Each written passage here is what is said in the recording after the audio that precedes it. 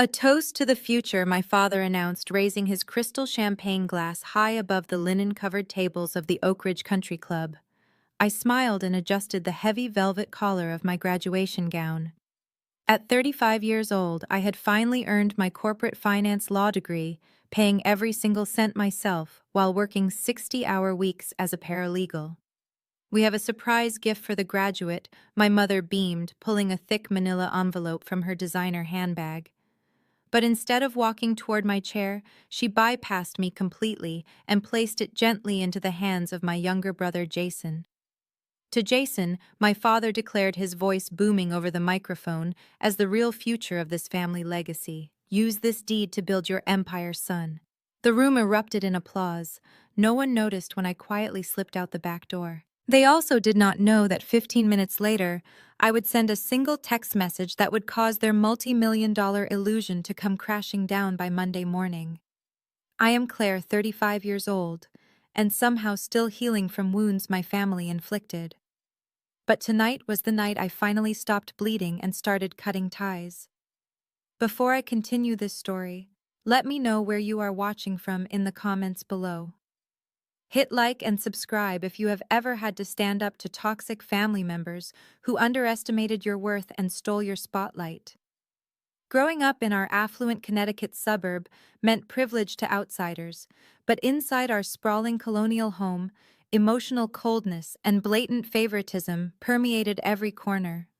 Tonight was supposed to be my night. I had rented the country club hall myself, using my own savings to celebrate passing the bar exam and securing a position at a top-tier corporate law firm. My parents Richard and Brenda had offered to host the dinner.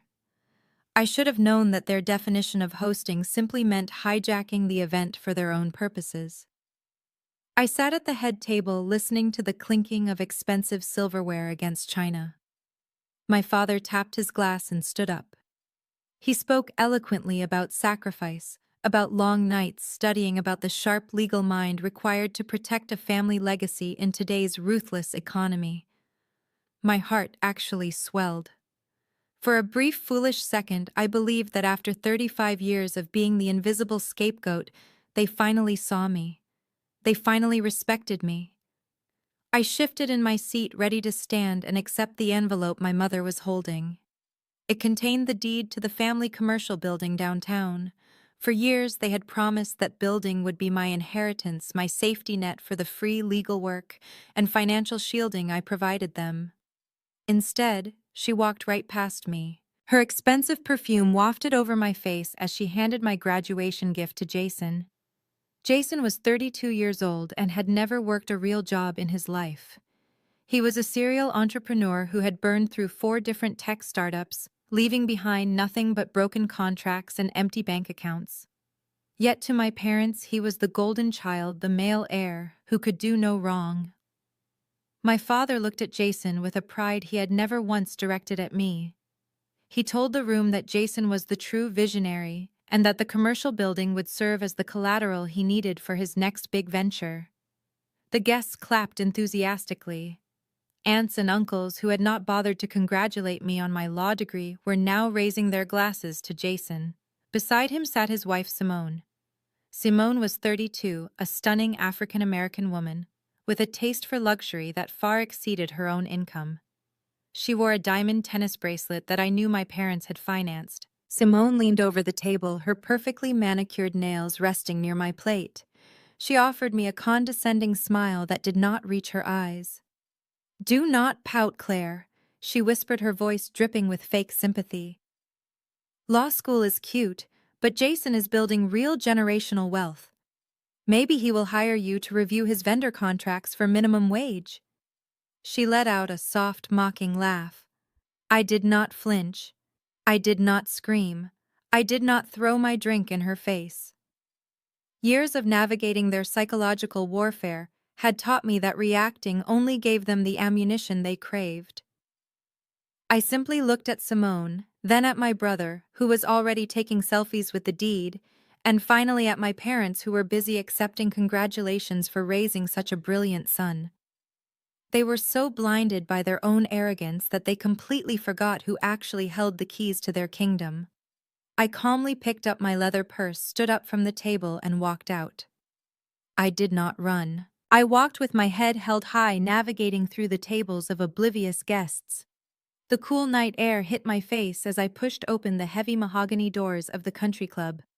I realized in that moment that 35 years of seeking their approval was the biggest scam of my life.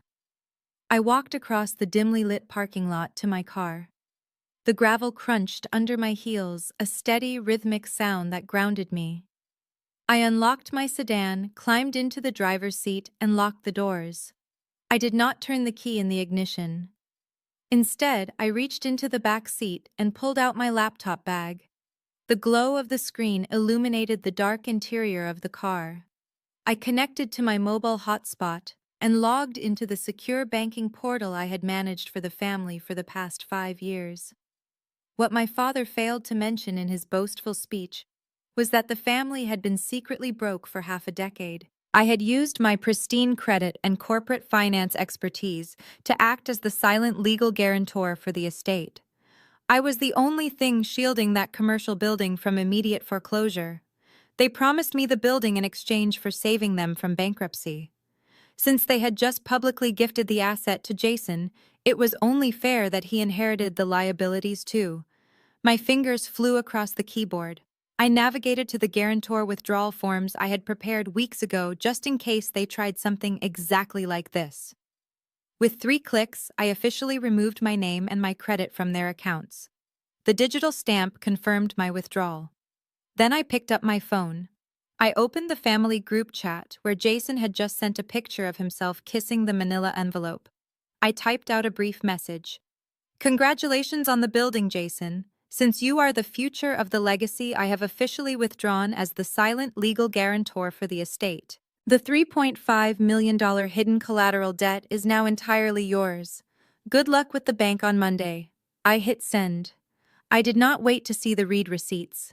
I powered off my phone completely, tossed it into my passenger seat, and started the engine.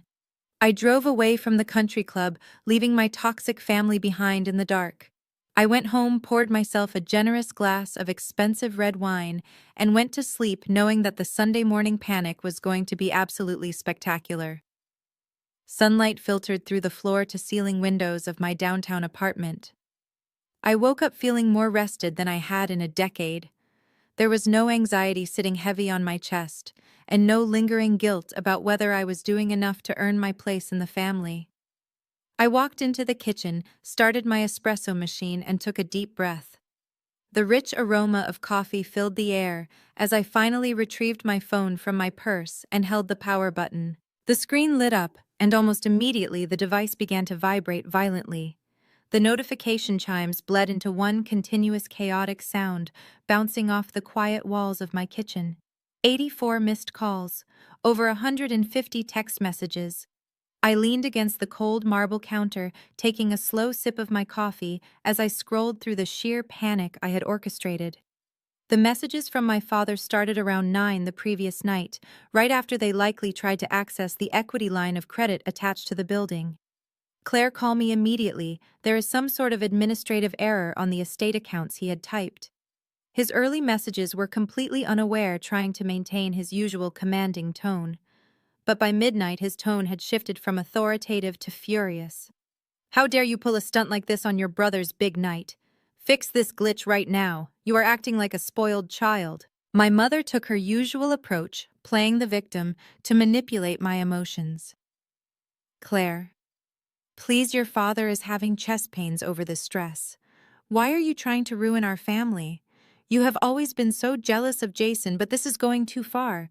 Pick up the phone before you do permanent damage to this family." And then there was Jason. His messages were a frantic mess of typos and pure unfiltered panic. "The bank automated system says the account is frozen and the collateral is in default. What did you do? Answer your phone, you crazy witch. My investor meeting is on Monday and I need those funds to secure the lease. Simone is freaking out. Answer me." I did not reply to a single one. I simply set the phone face down on the counter and finished my coffee. The silence in my apartment was beautiful. For 35 years I had jumped at their every command. If my father called, I answered. If Jason needed a legal document drafted, I stayed up until 3 in the morning doing it for free. But today, they were screaming into the void. I knew, however, that the digital silence would not be enough to keep them away. 45 minutes later, the heavy knocking started. It was not a polite tap. It was the desperate, aggressive pounding of people who had finally lost control of their favorite puppet. I walked to the front door and looked through the peephole.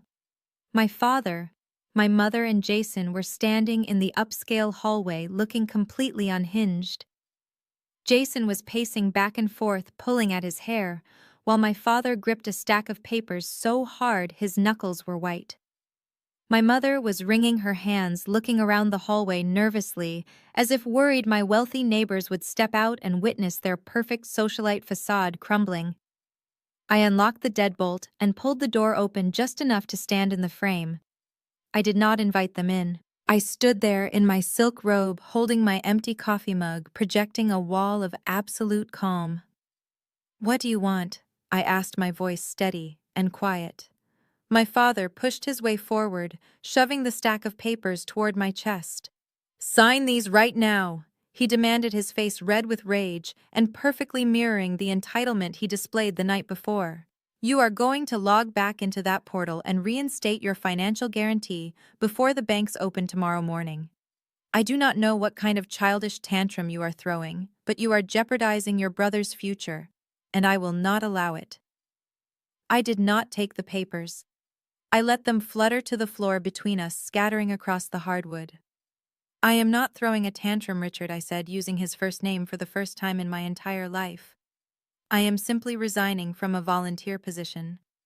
You gave the building to Jason. He is the owner now. The bank simply needs his credit and his assets to back the loan." Jason stepped forward, his face pale and sweating profusely. "I do not have $3.5 million in credit, Claire," he practically screamed, his voice cracking. "The bank manager left an emergency voicemail this morning. If your name is not on that guarantor list, they are calling in the entire loan. They are going to seize the building."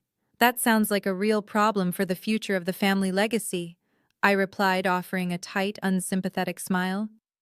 "You are the visionary, Jason. I am sure you will figure it out." My mother pushed past him, tears streaming down her carefully made-up face. She reached out, trying to grab my arm, but I took a step back. "How can you be so selfish?" she cried. "We are your family. We raised you. We paid for your braces when you were 12 years old, and this is how you repay us, by trying to leave us homeless." I looked my mother dead in the eye, feeling a lifetime of resentment finally crystallize into cold, hard truth. "I paid your property taxes for the last 5 years so you would not end up homeless, Brenda," I said, my voice dropping to a low, icy register that made her flinch. "I paid the utility bills for the country house. I covered the legal fees when Jason crashed his car into a storefront 2 years ago. The braces are paid off." My father looked stunned for a fraction of a second before his anger returned, doubling in intensity. "You owe us," he bellowed, pointing a trembling finger at my face. "That building is family property. It belongs to all of us." "No, it was supposed to be my property," I corrected him, locking eyes with him until he looked away. "That was the deal we made. I use my corporate salary and my pristine financial record to shield your sinking ship from the bank, and in return the building comes to me. I spent 5 years fixing your careless mistakes, keeping this family afloat while you played rich. But you could not help yourselves. You just had to hand the prize to your golden boy in front of everyone to make yourselves look important. So now he gets the prize and all the hidden debt that comes with it." "You are bluffing," Jason stammered, looking like a terrified child rather than a grown man. "Simone is going to leave me if this startup falls through. She already threatened to walk out this morning when the cards declined. You have to fix this, Claire. You are my sister. Simone is going to leave you anyway once she realizes you are entirely broke and have been funding her lifestyle with ghost money," I said without missing a beat. "You have exactly 24 hours to figure out how to satisfy the bank before the foreclosure process begins. I suggest you start liquidating whatever assets you have left. Have a lovely Sunday." I stepped back and firmly shut the heavy oak door right in their faces. The deadbolt clicked into place with a satisfying finality. The muffled sounds of my father shouting, my mother sobbing, and Jason kicking the bottom of the door bled through the wood for a few minutes before they finally realized I was not going to open it again. Their footsteps echoed down the hall as they retreated in total defeat. I walked back to my kitchen, picked up my phone, and called my real estate broker. The heavy weight I had carried for 35 years was gone. I did not just survive their toxicity, I had legally and financially dismantled it, and my life was finally my own. Monday morning arrived with a crisp breeze rolling off the city skyline. I put on my favorite tailored navy suit, secured my hair in a sleek knot, and walked into the gleaming glass lobby of my new corporate law firm. This was supposed to be my grand entrance into the next chapter of my career as a senior associate. I stepped out of the elevator onto the 40th floor, ready to grab a coffee from the espresso bar and review my morning briefs. But as the silver doors slid open, my perfect morning shattered. Simone was pacing in the center of the reception area. She was wearing a trench coat tightly belted over her expensive workout clothes, looking frantic and completely out of place against the backdrop of polished marble and modern art. The moment her eyes locked onto me, her face twisted into a mask of pure venom. She marched past the bewildered receptionist, pointing a perfectly manicured finger directly at my chest. "You thought you could just ruin my life and go to work like nothing happened," she yelled, her voice echoing off the high ceilings. Several paralegals and junior partners stopped in their tracks, turning their heads to watch the spectacle. I felt a brief flash of embarrassment, but I quickly shoved it down. Panic was exactly what she wanted. I stood my ground, holding my leather briefcase tightly against my side. "Simone, lower your voice," I said evenly, keeping my tone strictly professional. "This is a law firm, not your country club locker room. If you want to speak to me, we can go outside. I am not going anywhere, you bitter, jealous spinster," she screamed, stepping so close I could smell her expensive floral perfume mingling with her nervous sweat. "You are going to fix this right now. You are going to sign those guarantor papers and give Jason his building back. You are just furious because no man wants you, and you cannot stand to see your brother happily married and building real wealth. You are trying to sabotage his tech company out of pure spite." The receptionist, a young woman in her 20s, nervously picked up her desk phone. "Do you need me to call building security, miss?" she asked, looking between me and Simone with wide eyes. "Yes, please call them," I replied calmly, not breaking eye contact with my sister-in-law. "Have them come up to the 40th floor." Simone laughed, a harsh, grating sound that bordered on hysterical. "Call them," she challenged, throwing her arms up. "Let them come. Let them see exactly what kind of person this firm just hired. I will march right into the corner offices and tell your senior partners exactly what you are doing. I will tell them you are committing financial abuse against your own elderly parents. I will tell them you manipulated your way into their trust accounts and stole their retirement security just because you are a hateful, lonely woman. I will not leave this floor until you sign the reinstatement forms, Claire. I am family, and you owe us." She stood there, chest heaving, believing she had played the ultimate trump card. She thought the threat of public humiliation would break me. She thought I would drag her into an empty conference room and sign away my financial freedom just to avoid a scandal on my first day. But Simone was playing checkers while I had been playing chess for 5 years. I did not beg her to stop. I did not try to explain myself to the gathering crowd of my new colleagues. I simply set my leather briefcase on the edge of the reception desk, snapped open the brass locks, and reached inside. I pulled out a sleek black folder. It was a dossier I had compiled over the weekend after doing a deep dive into Jason and his so-called business ventures. I stepped forward and firmly pressed the folder against Simona's chest, forcing her to grab it before it fell to the floor. "Before you try to ruin my career, Simone, you might want to look at where your husband's last $500,000 of startup capital actually went," I said, my voice dropping to a low, steady volume that only she could fully hear. She looked down at the folder, then back up at me, her confident facade wavering for the first time. "What is this?" she snapped, gripping the cardboard edges. "That is a complete audit of Jason's financial transactions for the last 8 months," I explained, watching the color slowly drain from her face. "He has not been building a tech company, Simone. He has not hired a single developer or signed a single software contract. He took all of that money and dumped it into fraudulent offshore crypto exchanges, trying to day trade his way to a fortune. He lost every single penny by February." "You are lying," she whispered, but her hands were already trembling as she flipped open the cover. She stared at the bank statements, the wire transfers, the glaring red deficit lines. "I am not finished," I continued, leaning in slightly. "Since he lost all of his venture capital, he needed a way to keep up appearances so you would not find out. Turn to page 4. Simone mechanically turned the pages. She gasped. It was a sharp breath that seemed to get stuck in her throat. "That is a second mortgage on the Lake Tahoe vacation home," I said, spelling it out for her. "The home your grandmother left you.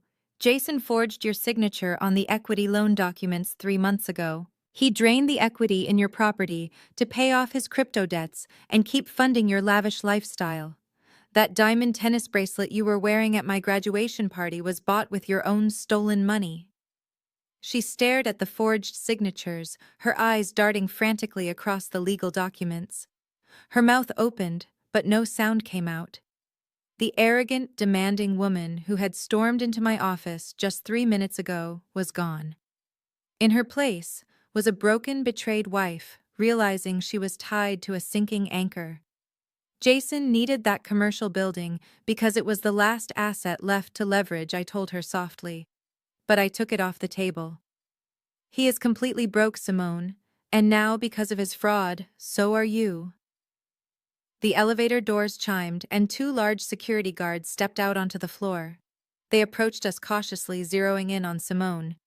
"We need you to come with us, ma'am," one of the guards said, reaching out to guide her by the elbow. Simone did not fight them. She did not scream or hurl any more insults. She simply clutched the black folder to her chest, her eyes wide and unseeing as the guards escorted her toward the elevator bank. She looked completely hollowed out. I watched the doors slide shut, sealing her fate. I turned back to the reception desk. The lobby was dead silent. My new colleagues were still standing there, trying to process the intense, brief drama they had just witnessed. I offered the receptionist a polite, professional smile. "I apologize for the interruption," I said, smoothing the front of my jacket. "It seems my sister-in-law received some unfortunate personal news. Could you please let the managing partner know I am ready for our morning meeting?" The receptionist nodded quickly, picking up her phone. "Yes, right away," she stammered. I picked up my briefcase and walked toward my new office. The smear campaign they had planned was dead on arrival. Simone was no longer an ally to my parents or my brother. She was a ticking time bomb, and Jason was about to take the full force of the explosion. The golden child was finally going to face the real world, and there was absolutely nothing my parents could do to save him now. The rest of my Monday went exactly as I had planned. I settled into my spacious corner office, overlooking the city, and dove into my corporate finance portfolios. The work was complex and demanding, but it felt incredibly rewarding. Nobody was asking me to do it for free. Nobody was expecting me to sacrifice my own well-being for their benefit. For the first time in my professional life, I was being valued for my expertise. By Wednesday, the fallout from my lobby encounter had reached a fever pitch. My phone, which I had unblocked strictly to monitor their inevitable meltdown, was buzzing with a new kind of desperation. Simone had apparently gone home and confronted Jason. According to the frantic voicemails my mother left me, Simone had packed her bags, taken her jewelry, and moved into a luxury hotel demanding a divorce. Jason was sleeping on my parents' couch, and the bank was threatening to initiate foreclosure proceedings by Friday if the $3.5 million debt was not secured.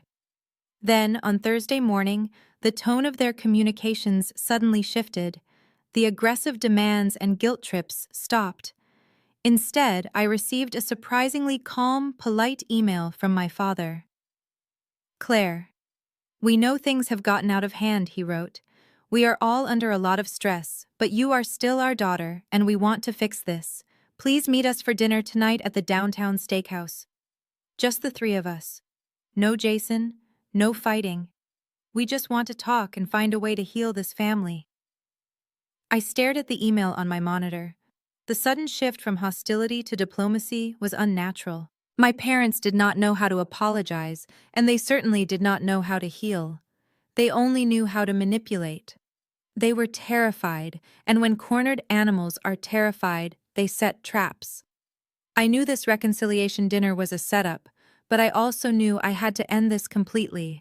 I could not have them lingering on the edges of my life, waiting for a moment of weakness. I had to face them one last time and sever the cord permanently. I replied to the email with a single word: agreed. Then I spent my lunch hour preparing for war. I reached into my desk drawer and pulled out the extensive audit files I had built over the years. I gathered every piece of evidence, every hidden transaction, and every lie my father had buried in the family trust. I placed them neatly into a fresh folder. I was not walking into a family dinner. I was walking into a courtroom, and I was going to be the judge, the jury, and the executioner. Sunlight poured through the floor-to-ceiling windows of my downtown apartment. I opened my eyes and stared at the smooth white ceiling. For the first time in 35 years, I woke up without a heavy, suffocating weight pressing down on my chest. There was no lingering anxiety about whether I was doing enough to earn my place in the family. There was no mental checklist of legal documents I needed to draft for my father, or unpaid bills I needed to cover for my brother. I stretched my legs under the expensive linen sheets. I bought these sheets myself. I bought this apartment myself.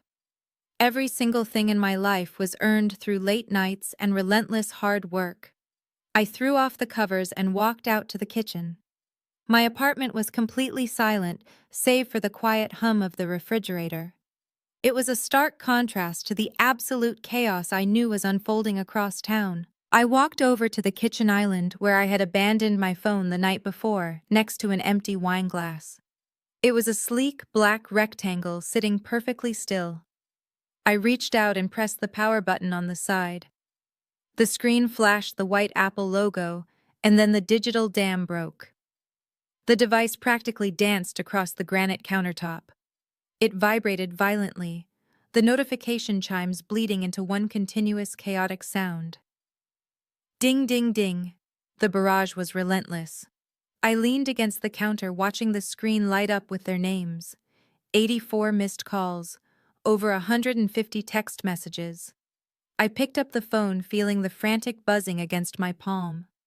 I opened the family group chat and began scrolling through the timeline of their meltdown. It was beautifully documented, a perfect digital record of their arrogance turning into sheer terror. At 11:45 the night before, my father had sent the first message. His tone was exactly what I expected, arrogant, dismissive, and commanding. "Claire, call your father immediately. There is some sort of administrative error with the estate accounts." I almost laughed out loud. An administrative error, that was what he always called my financial boundaries. Whenever I refused to transfer money or sign a document, he called it a glitch or an error, assuming I would just fall in line and fix it. By midnight, his tone had sharpened into anger. "I do not know what kind of childish prank you are pulling, because you are upset about the graduation party, but you need to fix this glitch right now. Log in and authorize the accounts. You are acting like a spoiled brat." But by 2 in the morning, the reality of my text message had finally set in. My father had clearly tried to call the 24-hour banking hotline. His next text was devoid of his usual authority. "The bank automated system says the commercial line of credit is frozen and the collateral is in default. What did you do? Answer your phone right now." I scrolled down to my mother's messages.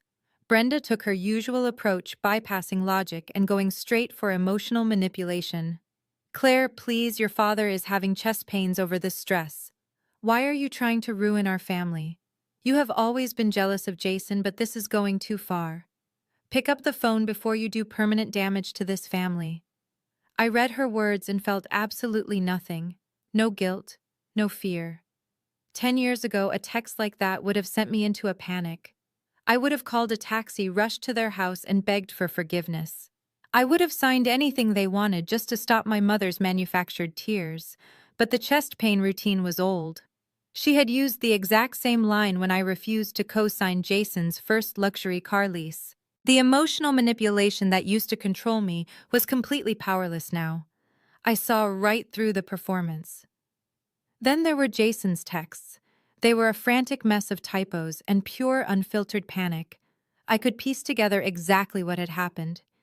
He had obviously taken his wife Simone and their friends out to a high-end luxury club to celebrate his new status as the family visionary.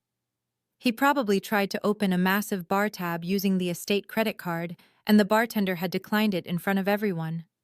"Answer your phone, you crazy witch." His first text read, sent at 1 in the morning. "The bank says the guarantor withdrew." What does that mean? My investor meeting is on Monday, and I need those funds to secure the lease. Simone is screaming at me in the car. "Answer me." His subsequent messages were just strings of question marks and threats to sue me. Sue me. I was a corporate finance lawyer. I knew the law inside and out, and I knew he had absolutely no legal leg to stand on. He was holding the deed to a building that carried $3.5 million in hidden debt, and without my pristine credit score acting as the safety net, the bank was going to swallow him whole. I did not reply to a single message.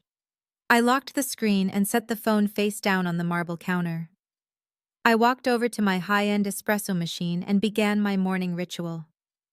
I measured out the fresh espresso beans, listening to the loud mechanical whir of the grinder. The noise was loud and grounding, drowning out the lingering thoughts of my toxic family. I packed the dark grounds, pulled the shot, and watched the rich liquid pour into my ceramic mug. I steamed the milk, pouring it slowly, until it formed a perfect layer of foam on top. The aroma filled the kitchen. It smelled like freedom and absolute peace. I took a slow sip, letting the hot coffee warm my chest. I knew the digital silence would not be enough to keep them away. They were not going to stop at text messages and voicemails. They knew exactly where I lived. The gated entry downstairs was secure, but Jason knew how to tailgate residents into the parking garage. He had done it before when he needed me to bail him out of a traffic ticket. They were coming, and they were going to demand a face-to-face confrontation. I finished my coffee, washed the mug in the sink, and walked to my bedroom. I was not going to hide in my pajamas. I opened my closet and pulled out a crisp, white, tailored blouse and a pair of dark navy trousers. I dressed carefully, buttoning my shirt and securing my hair back into a sleek, polished knot. I applied a light coat of makeup. If I was going to face a firing squad, I was going to look exactly like the ruthless corporate attorney they had unknowingly created. I slipped on my watch, a silver timepiece I had bought for myself to celebrate passing the bar exam. It was 7:45 in the morning. I walked out to the living room, pulled open the heavy curtains, and looked down at the quiet city street below. I stood there feeling completely calm, waiting for the inevitable ambush.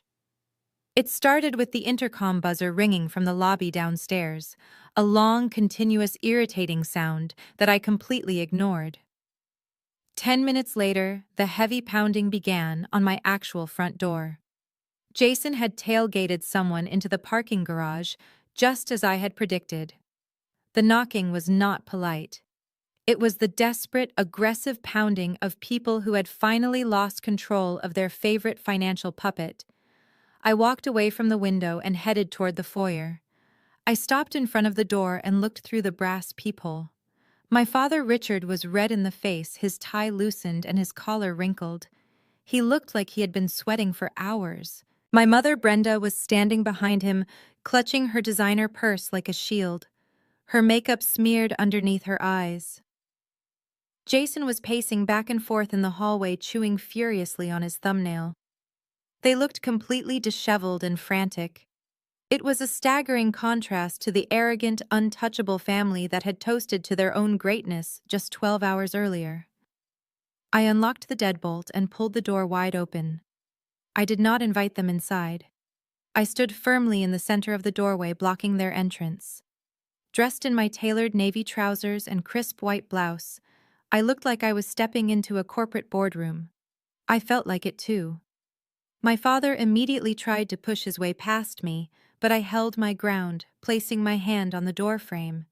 He stopped, shocked that I did not physically yield to him. He thrust a crumpled piece of paper toward my chest. "Sign this right now," he demanded, his voice echoing loudly in the quiet upscale hallway. "You are going to log into your laptop, and you are going to reinstate your financial guarantee." "This childish tantrum ends today, Claire." I looked down at the paper. It was a standard bank authorization form. He must have printed it at a 24-hour business center in a sheer panic. I did not take it from him. I kept my hands folded neatly in front of me. "Good morning to you too, Richard," I said, keeping my voice perfectly level. His face tightened with rage. "Do not get smart with me," he snapped. "Family helps family. You know that. We have always taught you that. You are being a petty, jealous sister just because Jason is getting the building instead of you. You have a great job at a new law firm now. You do not need that property. Jason needs it to launch his company. You are trying to sabotage his entire future out of pure spite because you were not the center of attention at your own party." I stared at him, letting his ridiculous words hang in the air. He was trying to gaslight me right there in the hallway. He wanted me to believe that protecting myself from $3.5 million in fraudulent debt was somehow an act of petty jealousy. The bank manager called me at 8 in the morning. "Claire," Jason yelled, stepping forward and pointing a shaking finger at me. "They are threatening to freeze all my accounts. Simone is threatening to pack her bags and leave me if the funds do not clear by tomorrow.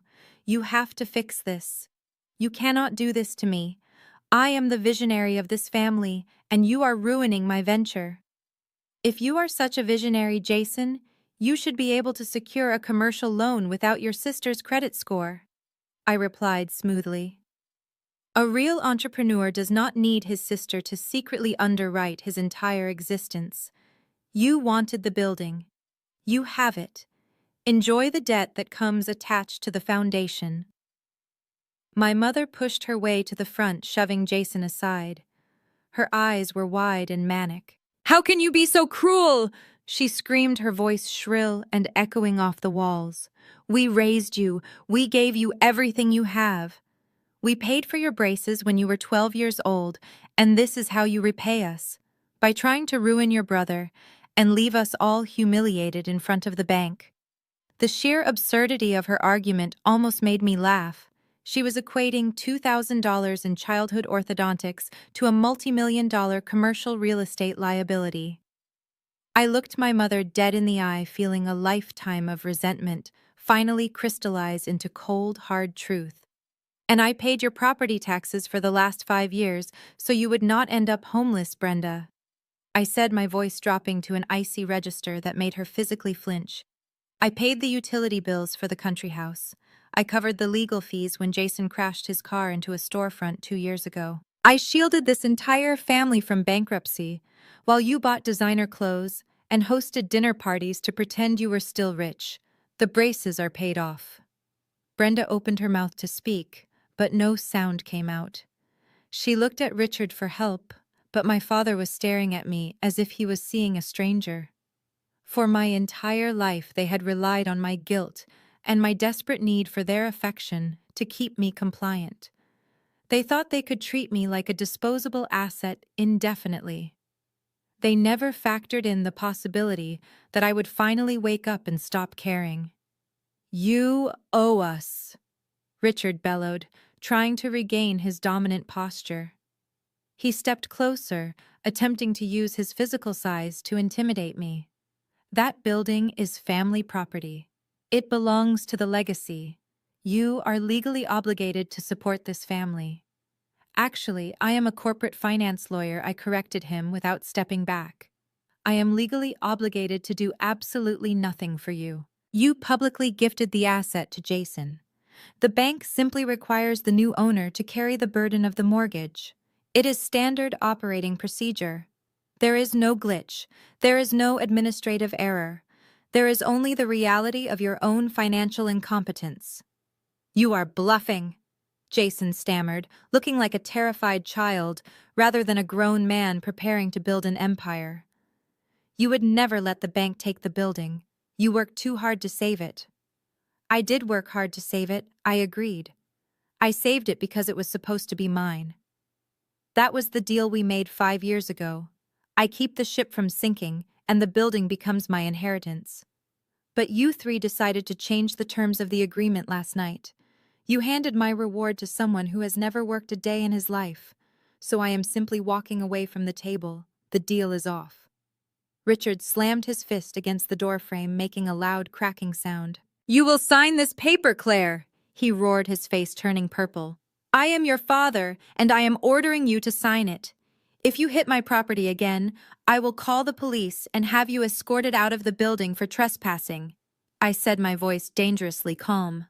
I do not take orders from you anymore. You have 24 hours to figure out how to satisfy the bank before the foreclosure process begins. I suggest you start liquidating whatever assets you have left. I stepped back and firmly grabbed the heavy oak door. My mother burst into loud, dramatic sobs, burying her face in her hands.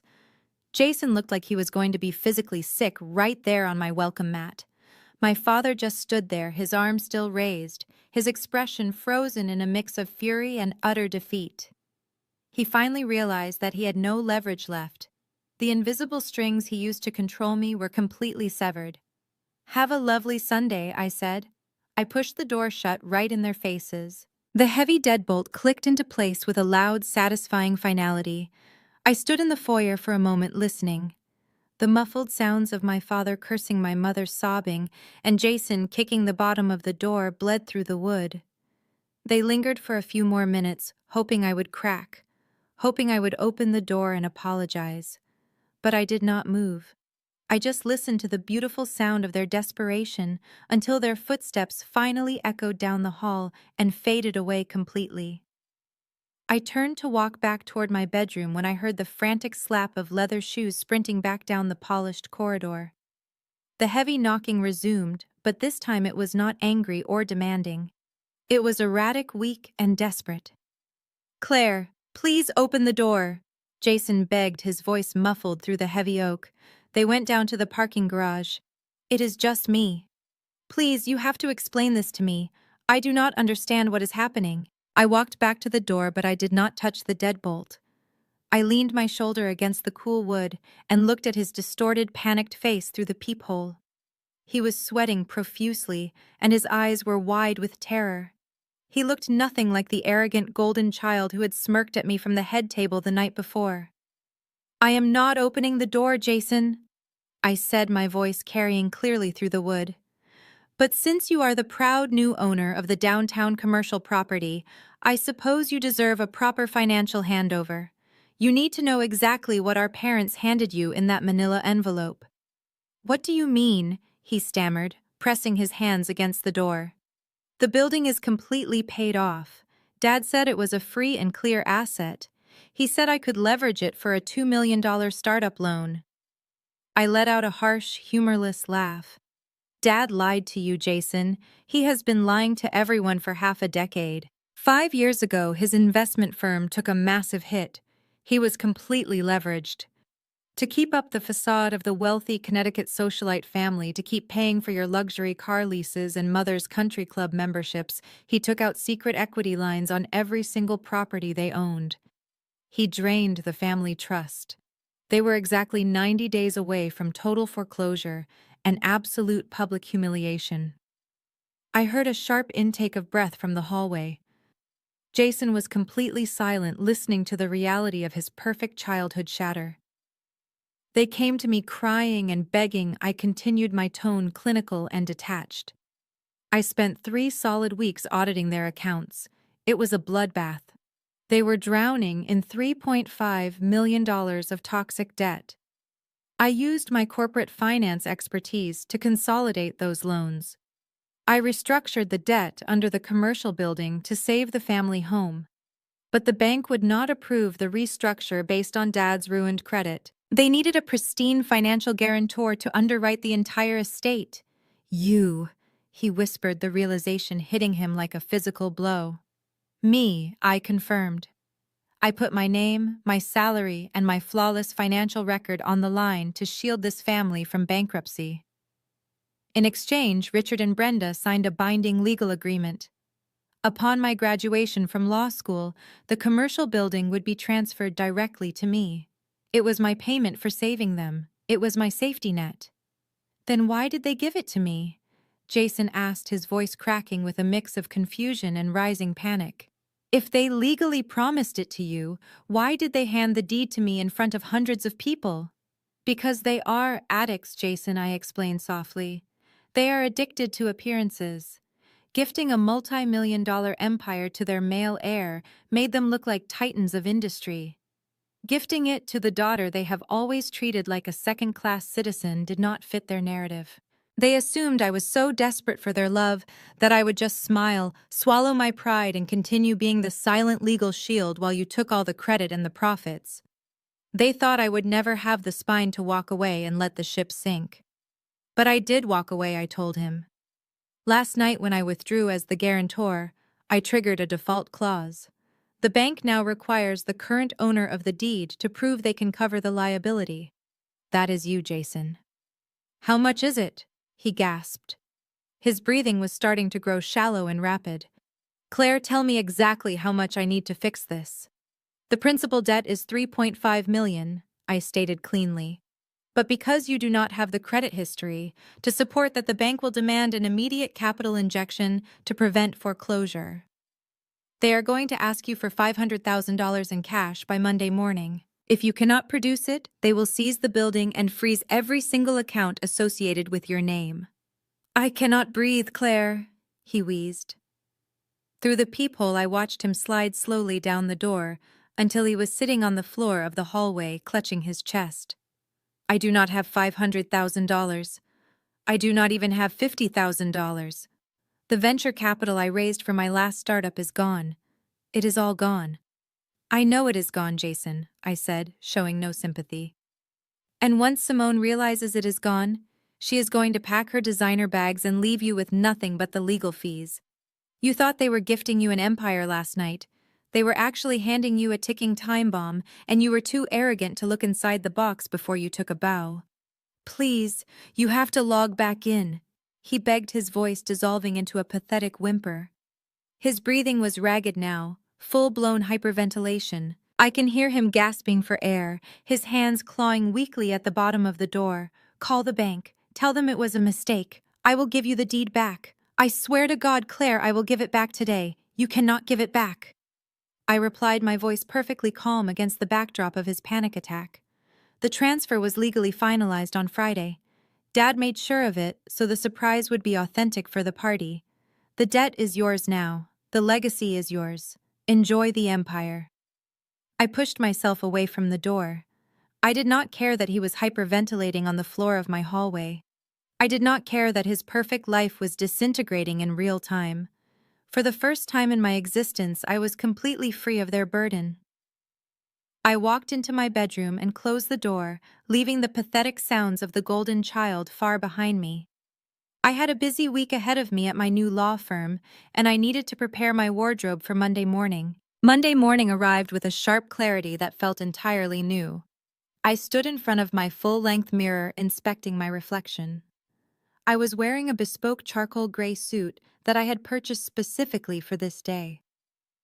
It was my first official day as a senior associate at one of the most ruthless and respected corporate finance law firms in the city.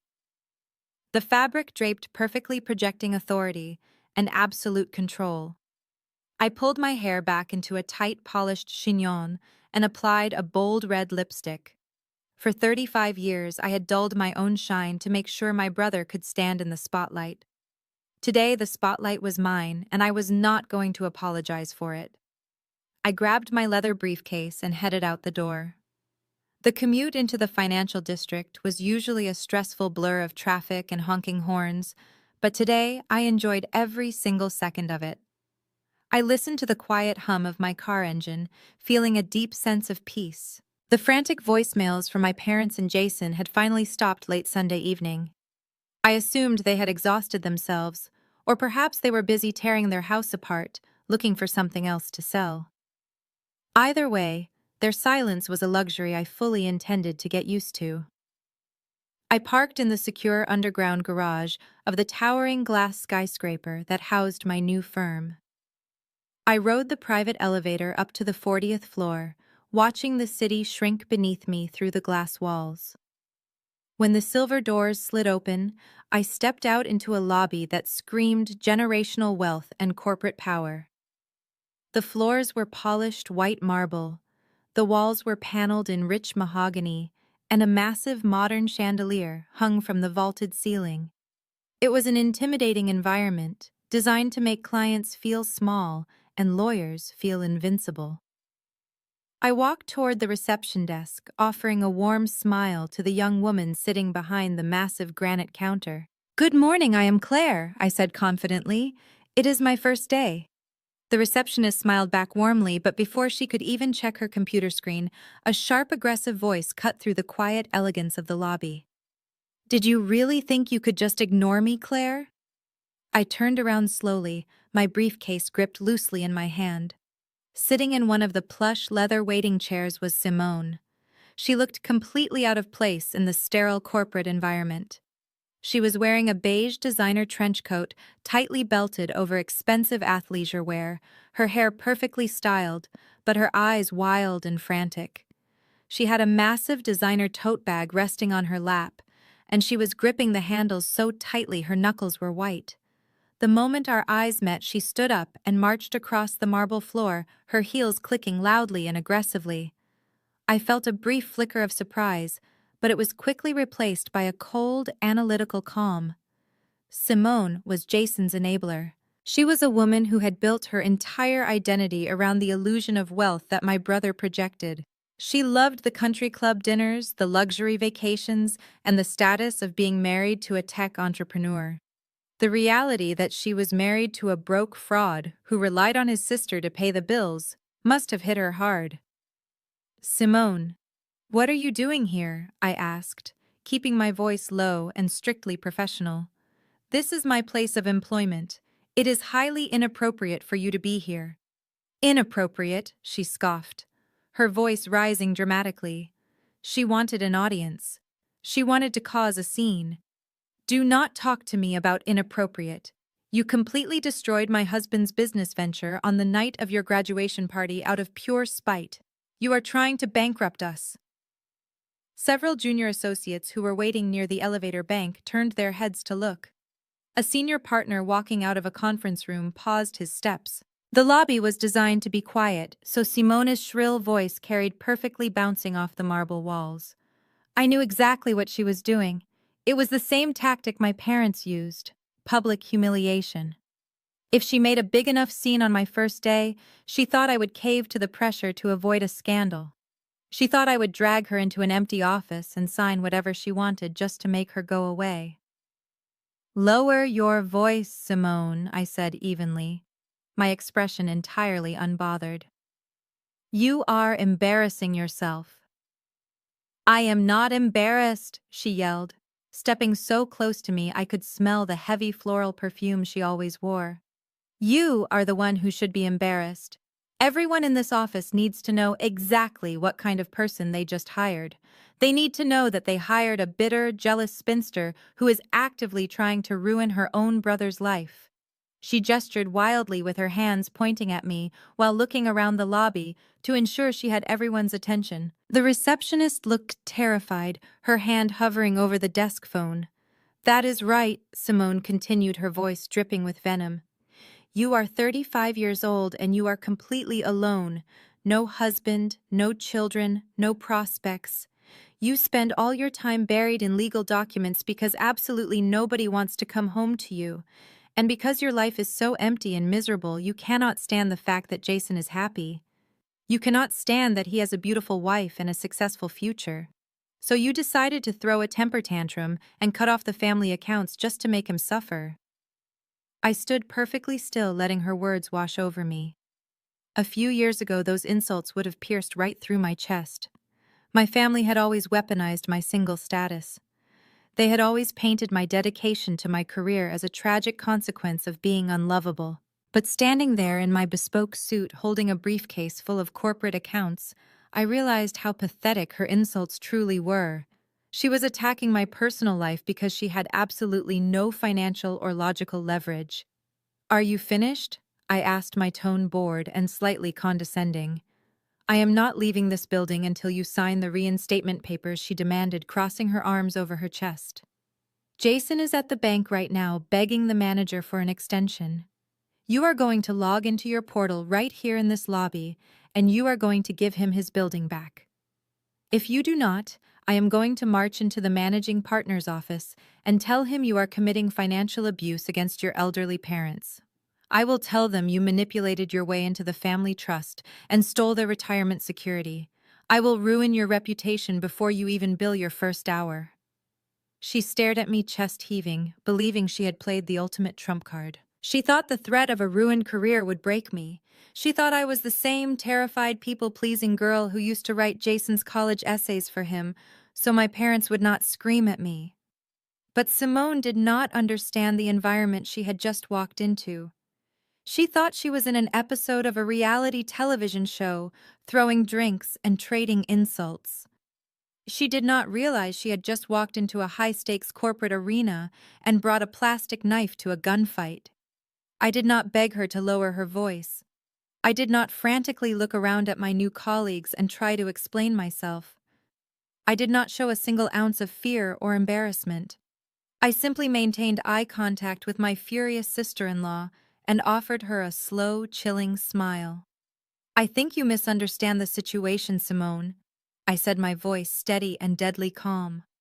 I reached over to the reception desk and placed my leather briefcase firmly on the granite counter. I unclasped the brass locks with a sharp, satisfying click.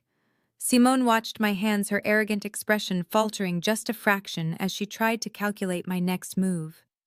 I was about to give her the financial reality check of a lifetime, and I was going to do it with an audience. I lifted the heavy leather flap of my briefcase and reached inside the meticulously organized compartments.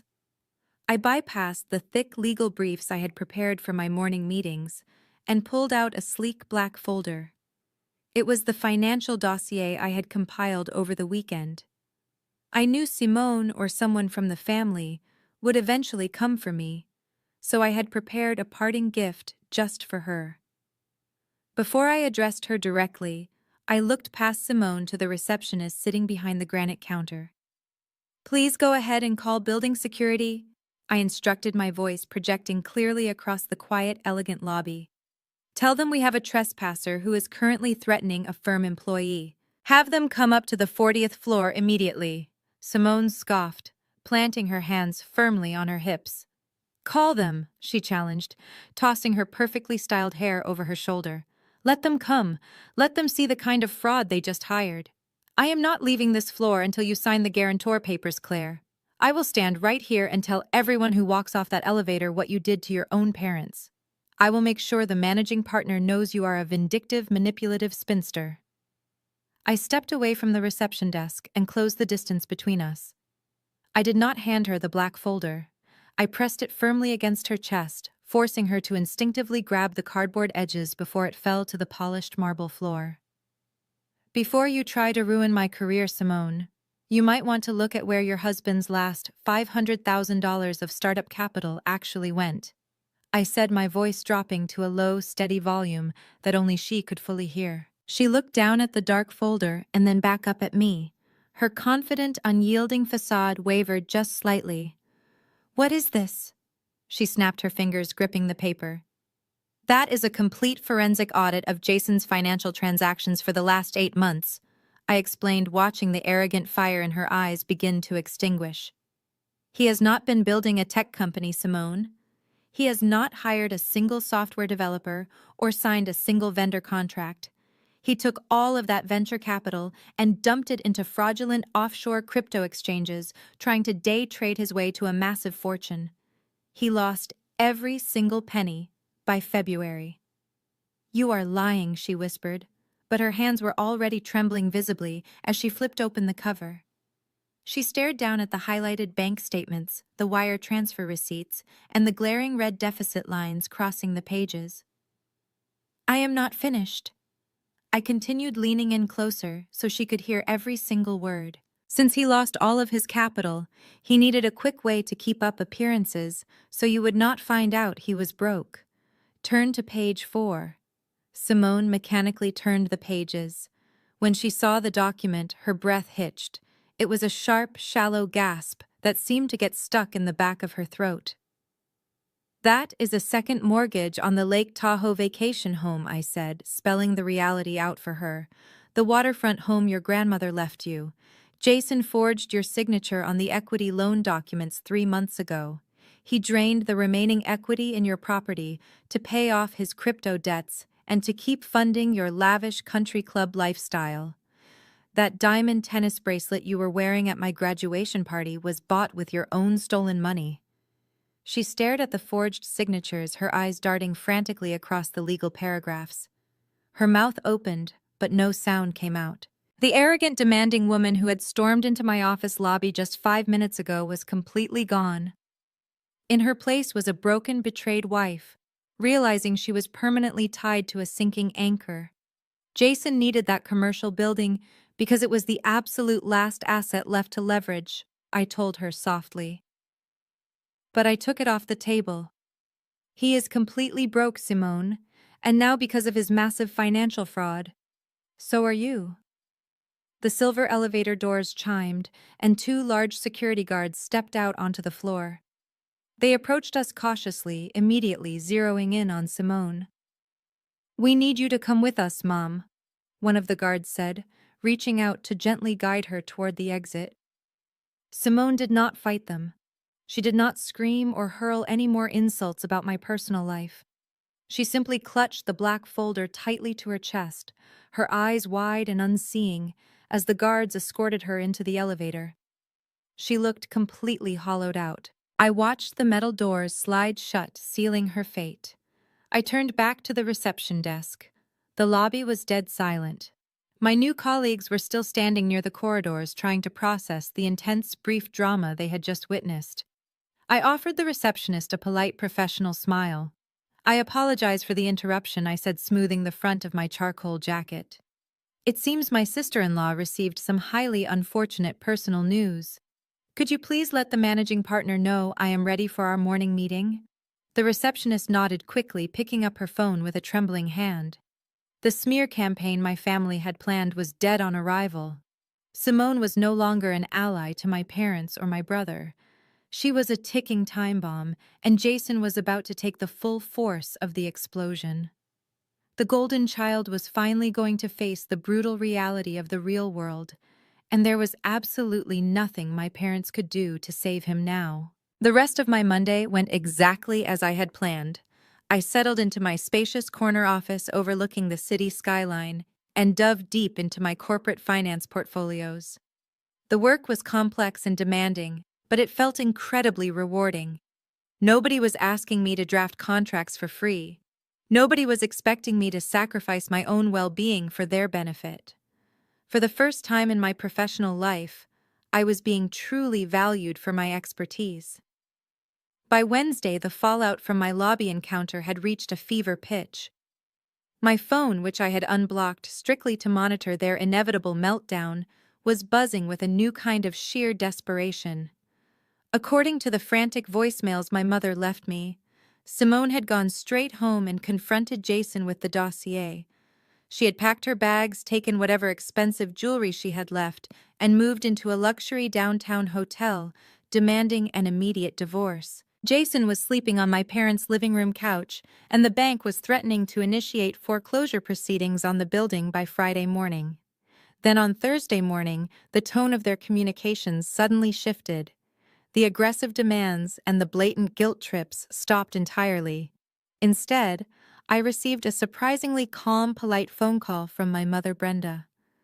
"Claire, we know things have gotten completely out of hand," she said, her voice thick with manufactured tears. "We are all under a lot of stress right now. But you are still our daughter, and we want to fix this. Please meet us for dinner tonight at the downtown steakhouse." Just the three of us. No Jason. No screaming.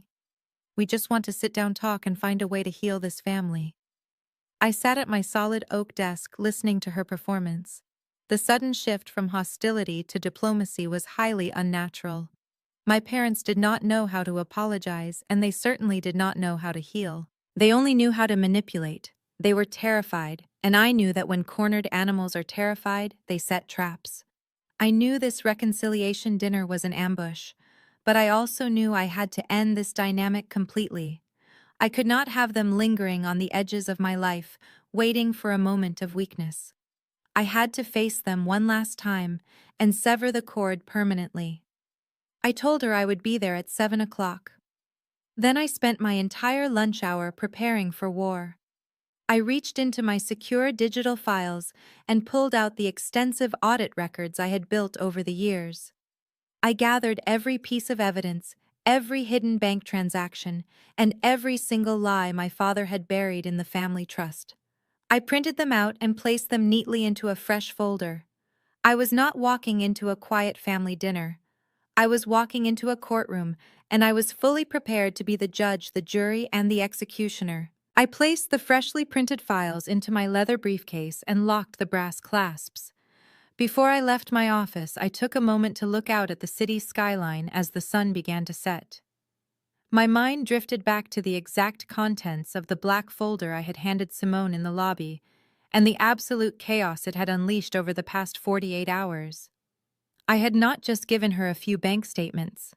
I had given her a fully documented financial autopsy of her husband's catastrophic failures.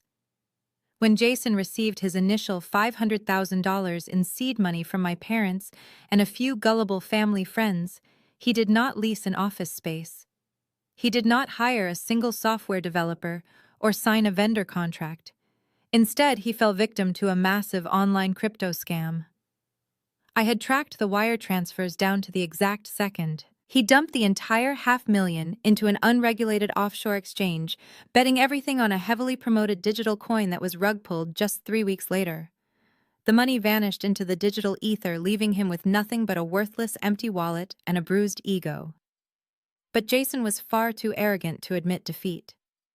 To keep up the grand illusion of his booming tech startup and to keep funding Simone's lavish lifestyle, he needed a rapid influx of cash. That was when he crossed the line from incompetence into felony fraud.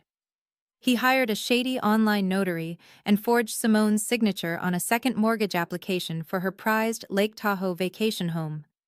He drained $300,000 of equity from the beautiful waterfront property her grandmother had left her. He burned through that stolen money in less than 4 months on luxury car leases, country club dues, and expensive dinners, trying to project the image of a successful entrepreneur. Simone had always turned a blind eye to Jason's deep character flaws as long as the premium credit cards cleared, but seeing her own cherished inheritance stolen behind her back was the ultimate breaking point. The voicemails Jason had left me on Tuesday night were a pathetic symphony of sheer despair. He had called me from our parents' guest bedroom, sobbing uncontrollably into the receiver. "Claire, you ruined my life," he had wailed, his voice thick with panic and self-pity. Simone took the dogs and checked into a luxury suite downtown. She filed for an emergency legal separation this morning. She showed my investors the folder you gave her. They are threatening to sue me for gross financial negligence. Why did you do this to me? I am your brother. We are supposed to be a team. I had listened to that voicemail while sipping my morning espresso, feeling absolutely nothing but a cold, profound sense of justice. He had stolen, defrauded, and lied his way through life while I worked 60-hour weeks to keep a roof over his head.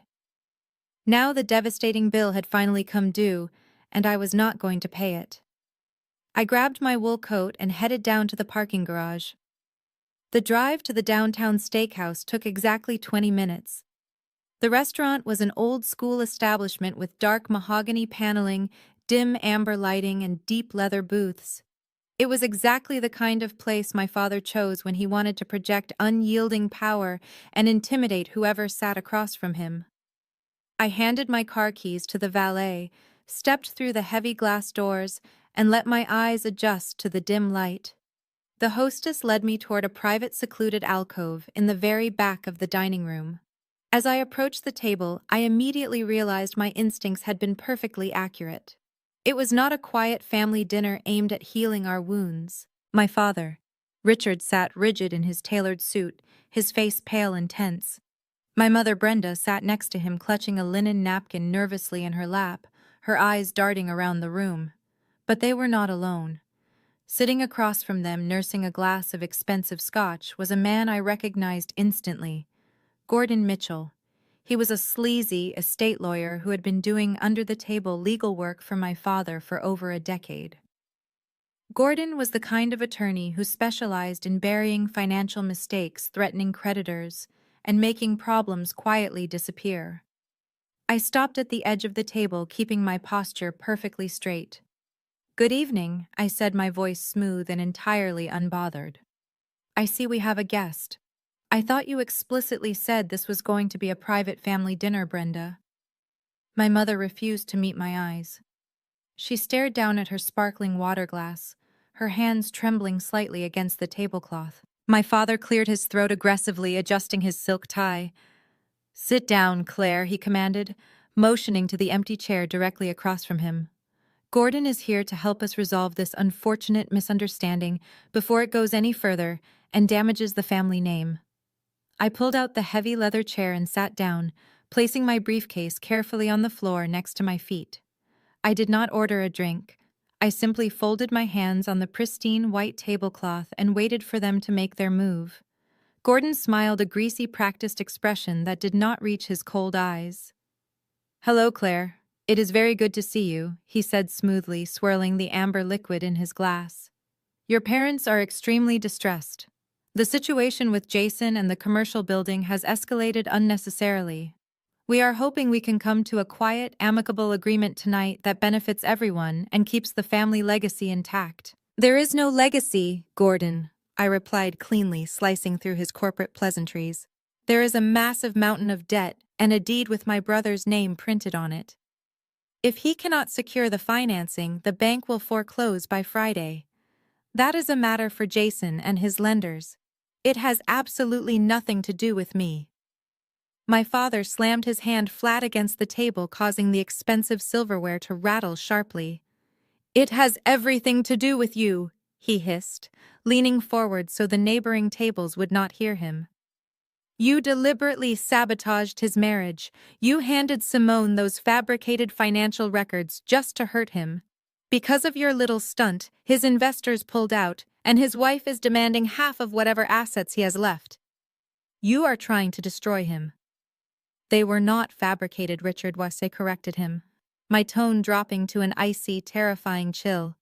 "And I did not sabotage his marriage. Jason sabotaged his own marriage when he forged Simone's signature and stole the equity out of her Lake Tahoe property to play pretend on the crypto market. I simply provided her with the receipts of his federal crimes." "He is a visionary," my mother suddenly blurted out, hot tears welling in her eyes. "Visionaries take calculated risks. You would not understand that because you have no imagination, Claire. You just sit in your office and look at boring spreadsheets all day. Jason was trying to build something massive for all of us, and you destroyed his dream out of pure spite." I stared at her, letting the sheer towering delusion of her statement hang in the heavy air. They were still fiercely defending him.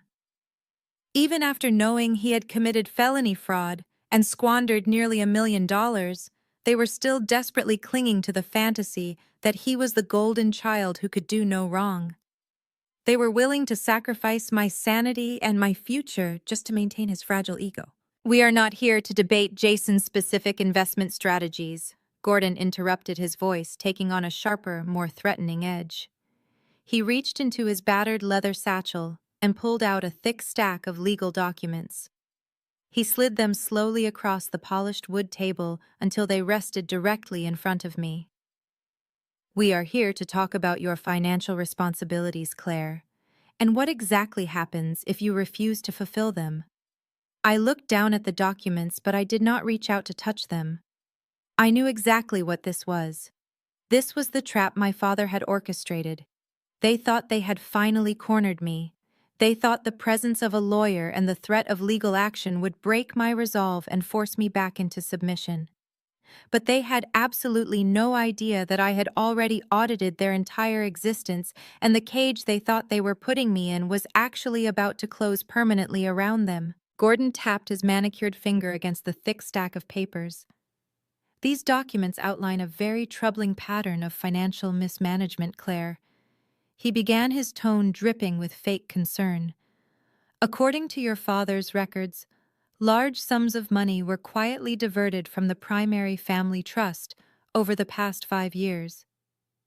The exact years you were paying for your expensive law school tuition and your high-end downtown apartment.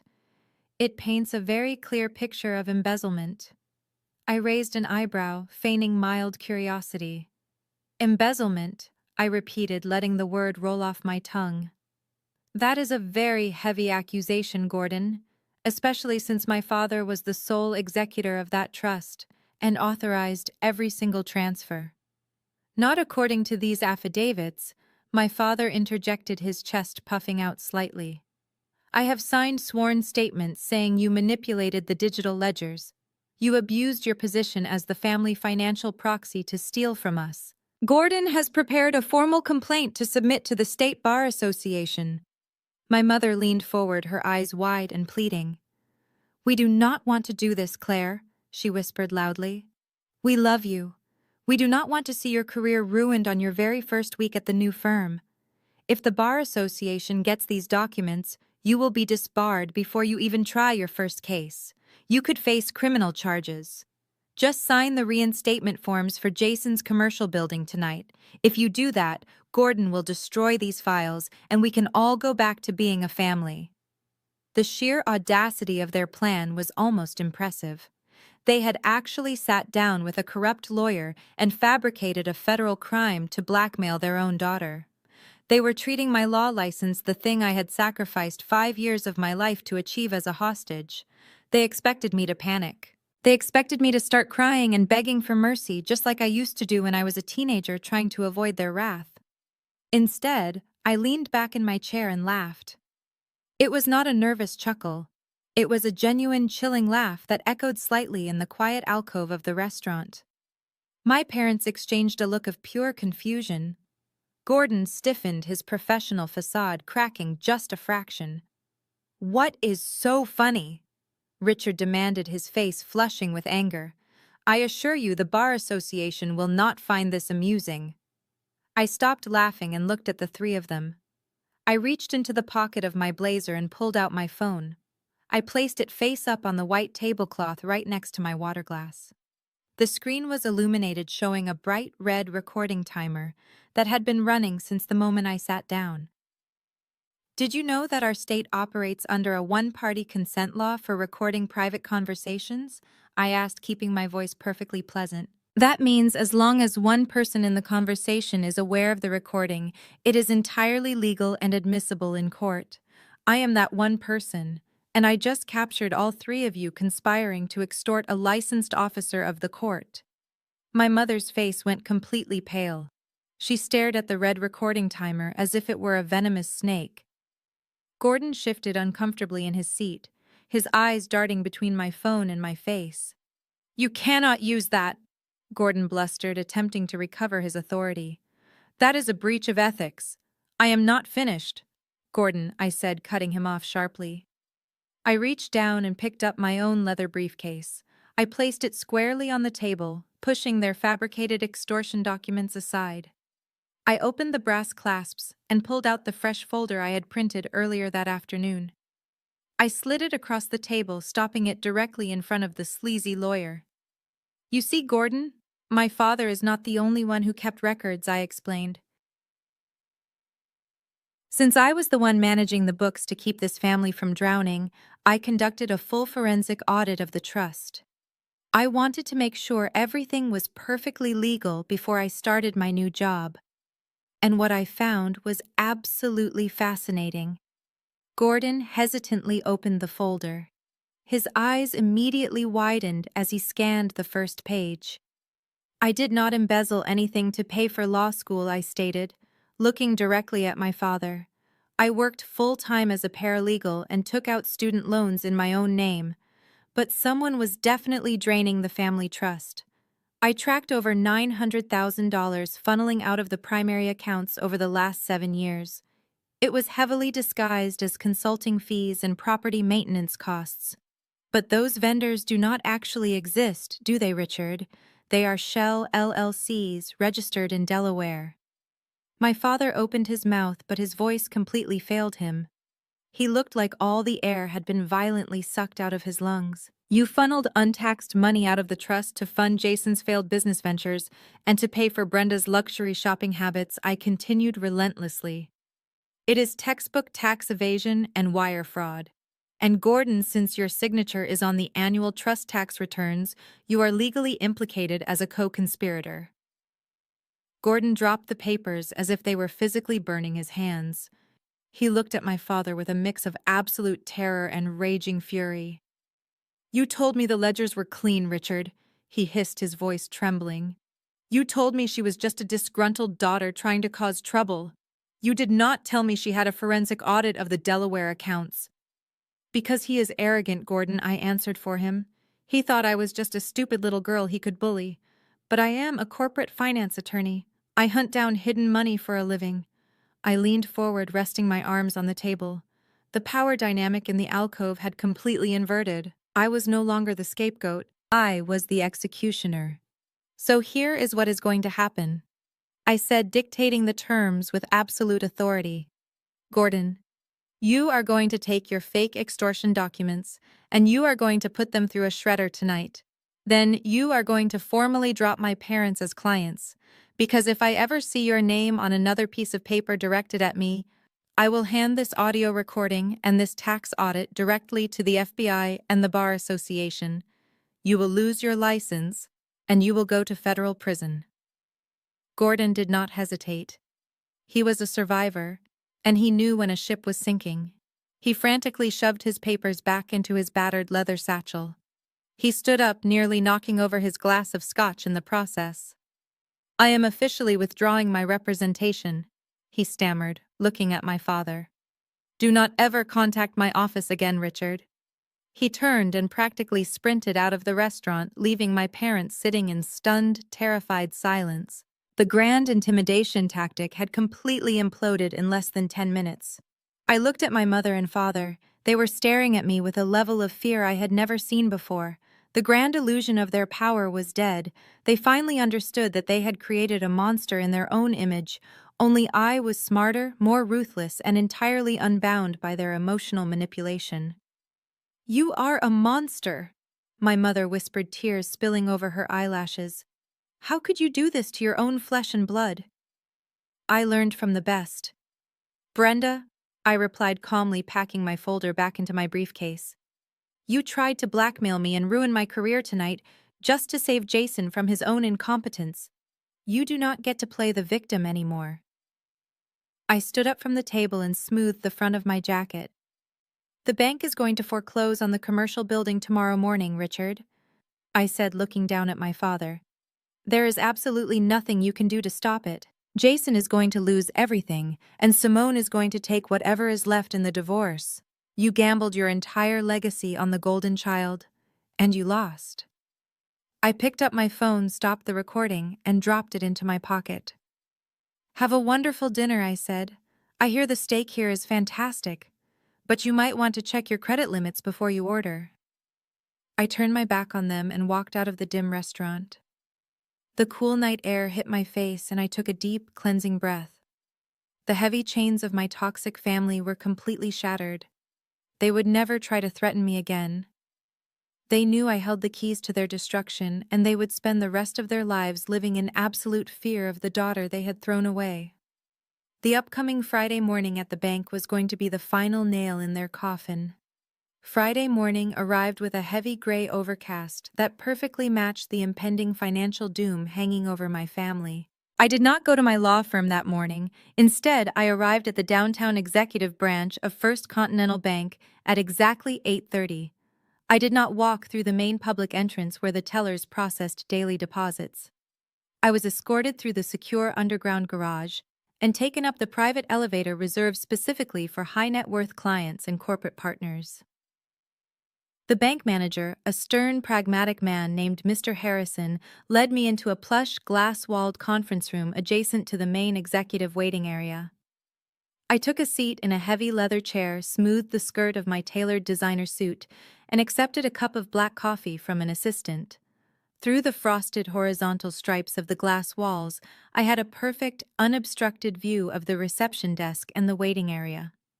I was completely hidden from the outside, but I could see and hear everything unfolding in the lobby. I sipped my hot coffee and watched the silver elevator doors waiting for the show to begin. At exactly 8:55, the doors pinged loudly and slid open. My family stumbled out onto the polished marble floor. I actually leaned forward in my chair, taking in the absolute sheer devastation of their physical appearances. They looked like ghosts of the arrogant, untouchable socialites they had pretended to be just 1 week ago. My father, Richard, was wearing a suit, but it looked like he had slept in it. His usually crisp collar was rumpled, his tie was completely missing, and his face was flushed with a frantic, sweaty panic. My mother, Brenda, was not wearing her signature string of expensive pearls. Her hair, which was usually styled perfectly, was flat and pulled back into a messy clip. She was clutching her designer handbag against her chest, like a protective shield, looking around the intimidating corporate environment with wide, terrified eyes. But Jason was by far the worst. The golden child, the supposed visionary of the family, looked physically ill.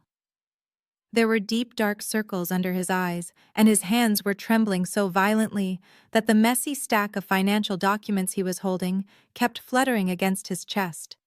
He looked like a man walking to the gallows. They rushed the reception desk in a chaotic, disorganized cluster. Richard slammed his hand flat against the granite counter, startling the young receptionist. "We need to see Mr. Harrison immediately," he demanded, his voice loud and cracking with desperation. "It is regarding the commercial loan on the downtown property. Tell him Richard is here and it is a financial emergency." The receptionist maintained her perfectly polished professional demeanor. She typed a few keys on her computer and looked up. "Do you have an appointment, sir?" she asked coldly. "Mr. Harrison has a completely full schedule this morning, handling the foreclosure docket." "I do not need an appointment," Richard snapped, leaning over the desk, attempting to use his physical presence to intimidate her. "I have been a premium client at this bank for over 2 decades. My accounts run through this specific branch. You are going to pick up that phone and tell him I am standing right here, or I will have your job. Sir, if you raise your voice at me again, I will call the lobby security and have you remove the receptionist," replied, her tone turning to absolute ice. "Your premium accounts were frozen at midnight due to a hard default on your collateral. You no longer have priority status at this institution. Please take a seat in the waiting area and Mr. Harrison will be out when he has a moment." Richard recoiled as if he had been physically slapped. The realization that his social status and his wealthy facade meant absolutely nothing inside these walls hit him incredibly hard. He opened his mouth to argue, but Jason grabbed his arm and practically dragged him away from the desk. "Dad, stop it," Jason hissed, his voice trembling. "You are going to get us thrown out. If we get thrown out, the building is gone. Simone already served me with divorce papers yesterday. She froze our joint checking account. I literally have nothing left but this deed." They collapsed into the leather chairs in the waiting area, turning on each other like starved animals in a cage. I sat silently in the conference room, listening to the beautiful sound of their toxic alliance shattering. "You told me this was a free and clear asset," Jason accused, pointing a shaking finger at his father's chest. "You handed me that envelope in front of hundreds of people and told me to build an empire. You knew it was a trap. You knew it had $3.5 million of hidden debt attached to it." "I was trying to protect the family legacy," Richard fired back, though his voice lacked its usual booming authority. "I assumed your sister would just fall in line and keep underwriting the debt like she always does. How was I supposed to know she would pull a stunt like this and try to destroy us?" "She did not destroy us," Brenda sobbed, burying her face in her hands. "We are ruined, Richard. Gordon called me last night from a private number. He said he shredded all the documents, and he is closing his legal practice to move out of state. He said Claire has proof of the tax evasion. He told us we are on our own. If the bank seizes the building today, we have nowhere to live. They are going to take the house next. Jason dropped his head into his hands, hyperventilating into his palms. I am going to be homeless, he moaned. I am 32 years old, and I am going to be completely bankrupt. You ruined my life. Both of you ruined my life. Before Richard could scream back, the heavy mahogany door of the executive suite opened. Mr. Harrison stepped out into the waiting area, holding a single manila folder. He looked completely unsympathetic, a true veteran of corporate banking who had seen hundreds of arrogant men lose their fortunes. My family scrambled to their feet instantly. Richard plastered on a fake, desperate smile, stepping forward with his hand outstretched. Harrison, thank God, he said, his voice dripping with forced camaraderie. Listen, there has been a massive misunderstanding with our guarantor. My daughter made a clerical error with her portal authorization, but we are sorting it out. We just need a temporary bridge loan, a 30-day extension to get the paperwork finalized. Mr. Harrison did not shake his hand. He stood perfectly still, looking at the three of them with clinical detachment. There is no misunderstanding, Richard, he said, his voice echoing slightly in the quiet lobby. Your daughter formally withdrew her financial backing. The grace period expired at exactly midnight. Your commercial loan is officially in default. But I hold the deed. Jason interrupted, shoving his papers toward the bank manager. I am the legal owner of the property. The building itself is worth at least $4 million on the open market. You have the collateral right there. Just issue the extension in my name. Mr. Harrison looked at Jason with a mixture of pity and absolute disdain. You have zero verifiable income, Jason, he stated bluntly. You have a terrible credit history, a mountain of unsecured crypto debt, and you are currently named in a civil suit regarding a fraudulent second mortgage. This bank does not issue multi-million-dollar bridge loans to individuals with your financial profile. Jason went completely pale, staggering back a step, as if the air had been punched out of him. Then what happens? He whispered.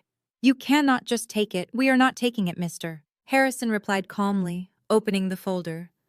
In fact, First Continental Bank is no longer holding your debt at all. Richard frowned, confusion replacing his panic for a brief second. What do you mean you are not holding the debt? Who is holding it? When a high-value commercial loan goes into hard default without a guarantor, we immediately offload the risk, Mr. Harrison explained.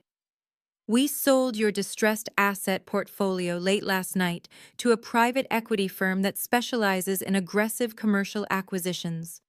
They purchased the $3.5 million debt for pennies on the dollar, and they are now the legal lien holders of your property.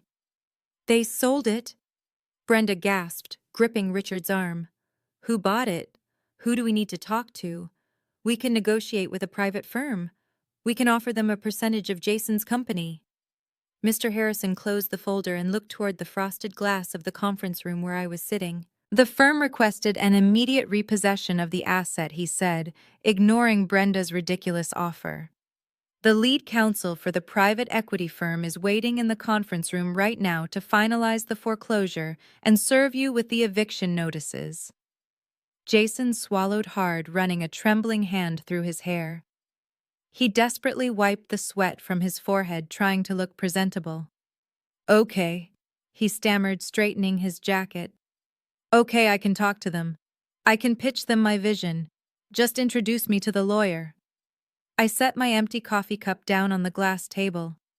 I picked up my leather briefcase and walked toward the conference room doors. It was time to give the golden child exactly what he asked for. I pushed open the heavy glass doors of the conference room. The hinges were completely silent, but the metallic click of the latch echoed sharply through the quiet executive waiting area. Jason, Richard, and Brenda all turned their heads simultaneously. They were expecting to see a ruthless corporate shark step out to negotiate the terms of their ruin. Instead, they saw me. I was wearing my dark charcoal suit, my leather briefcase gripped loosely in my right hand, and an expression of absolute calm on my face.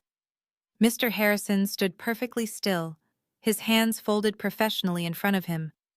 "Gentlemen," he said, his voice completely devoid of emotion, "I would like to introduce you to the senior corporate counsel representing the private equity firm that purchased your commercial debt last night."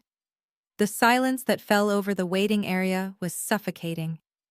It was so quiet, I could hear the faint hum of the air conditioning vents above us. Jason's mouth opened and closed, but no sound came out. He looked at me, then looked at Mr. Harrison, and then back at me. His exhausted brain was struggling to process the information. "Claire," he finally croaked, stepping forward hesitantly. "What are you doing here? Do you work for them? Did you buy the debt to save us?" It was almost poetic how deeply ingrained their entitlement was. Even standing on the absolute edge of total financial ruin, his first instinct was to assume I was still operating as his personal safety net. He actually believed I had maneuvered this massive corporate acquisition just to hand the prize right back to him. My father, however, was a slightly sharper man. He had been on the receiving end of my wrath at the restaurant 2 nights prior. He knew I was not there to save them. The color drained from Richard's face completely, leaving him looking gray and sickly. "You," he whispered, taking a slow step backward until he bumped into the edge of a leather chair. "You planned this. You set us up." "I did not set you up, Richard," I replied, my voice echoing slightly in the marble lobby. "I simply stopped paying for your mistakes." When I withdrew my financial guarantee, the bank naturally flagged the account as a high-risk default. My firm specializes in acquiring distressed commercial assets. I simply brought the property to the attention of our managing partners. They reviewed the location, the market value, and the sheer incompetence of the current deed holder, and they agreed it was a highly lucrative acquisition. We bought the debt for pennies on the dollar late last night. Jason stared at me, his eyes wide and bloodshot. "But I hold the deed," he argued, his voice rising in panic. "It is my building. You cannot just take it away from me. I am your brother. We can work this out. I will give you a 50% stake in my new tech company. I will make you a senior partner. Just sign the bridge loan extension, Claire. Please." I looked at him, feeling a wave of absolute disgust. "I do not want a stake in a fake tech company, Jason," I said coldly. "You do not have an empire. You have a mountain of crypto debt and a pending divorce. You forged Simone's signature to steal her inheritance, and you blew it all trying to play pretend. You have absolutely nothing left to offer me or my firm." My mother let out a loud, dramatic wail. She covered her face with her hands, sobbing into her palms. "You are a monster!" she cried out, her voice shrill and echoing. "You stole your own brother's inheritance. You stole the family legacy. How can you sleep at night knowing you ruined your own flesh and blood?" "I sleep incredibly well, Brenda," I countered, not breaking eye contact. "Because it was never his inheritance. It was never his building. It belonged to the bank because you and Richard mortgaged it to the absolute limit to fund your luxury lifestyle. I am the only reason you did not lose it 5 years ago. You promised it to me, and then you paraded Jason in front of hundreds of people and handed him my reward. So I simply let the natural consequences of your actions finally reach you." I unclasped my leather briefcase and pulled out a thick stack of official legal documents printed on heavy bonded paper. I stepped forward and handed the stack directly to Jason. He took them automatically, his hands shaking so violently the papers rustled loudly. "Those are the official foreclosure and eviction notices," I explained, my tone shifting back into a strictly professional register. "As the legal representative of the new lien holder, I am formally denying your request for a loan extension. The property is officially seized. You have until Monday morning at 9 o'clock to remove any personal belongings from the premises. If you or Richard attempt to access the building after that time, you will be arrested for trespassing on private corporate property." Jason looked down at the documents. The bold black letters reading "Notice of Foreclosure" seemed to burn his eyes. He dropped the papers onto the floor as if they were physically hot, He fell to his knees right there in the middle of the executive bank lobby, completely breaking down. He sobbed loudly, clutching his chest, a grown man finally facing the brutal reality of the real world without his parents' money to shield him. Richard lunged forward, his fists clenched at his sides. He looked like he wanted to physically attack me, but Mr. Harrison immediately stepped between us, raising a stern hand. "Sir, if you take one more step toward my client, I will have the armed guards drag you out of this building in handcuffs." The bank manager warned, his voice sharp as a razor. Richard stopped, his chest heaving. He glared at me with a mixture of pure hatred and absolute defeat. "You are no longer my daughter," he spat the words out like venom. "You are dead to me. Do you hear me? You are completely dead to this family." The threat that used to terrify me when I was a child now sounded like sweet music. "That is the best news I have heard all week, Richard." I smiled, a genuine, relaxed smile. Because this family has been dead weight around my neck for 35 years. I turned to Mr. Harrison, extending my hand. He shook it firmly, a silent acknowledgement of a clean, highly profitable corporate transaction. "Thank you for your time this morning, Mr. Harrison," I said politely. "My firm will wire the final processing fees by the end of the business day." "It was a pleasure doing business with you," the manager replied, offering a small, respectful nod. I did not look back at my family. I did not need to see Jason's pathetic tears or Brenda's theatrical sobbing or Richard's hollow rage. I turned on my heel and walked toward the private elevator. I pressed the silver button and watched the doors slide open. I stepped inside, pressed the button for the underground parking garage, and watched my toxic family disappear as the doors slid shut. The heavy atmosphere of the bank vanished instantly. I walked to my car feeling lighter than I ever had in my entire life. I had completely dismantled their illusion. I had legally stripped the golden child of his unearned prize, and I had secured a massive financial victory for my new law firm in my very first week. The following months were a masterclass in watching karma work efficiently. The commercial building was successfully liquidated by my firm, generating a massive profit and securing my position as a rising star within the partnership. I bought a luxury penthouse apartment overlooking the harbor using my own bonus money. The fallout for my family was absolute and unforgiving. Simone finalized her divorce, taking whatever assets Jason had left to satisfy the fraudulent debt he had strapped her with. Jason was forced to move back into my parents' house, completely broke and unemployable. But even that safety net did not last long. Without my pristine credit to shield them, Richard's house of cards finally collapsed. The bank seized the family home a few months later. My parents were forced to downsize to a tiny rented apartment on the outskirts of the city, their country club memberships revoked, and their socialite status completely destroyed. Occasionally, my phone will block a restricted number. Sometimes I receive long, rambling emails from burner accounts begging for forgiveness, asking for a small loan just to get them back on their feet. I never read them. I simply hit delete and go about my day. Sometimes the trash takes itself out, but occasionally you have to hand them the eviction notice yourself. I had to become the villain in their story to finally become the hero in my own. Have you ever had to walk away from toxic family members to protect your own future and your sanity? Tell me your story in the comments below.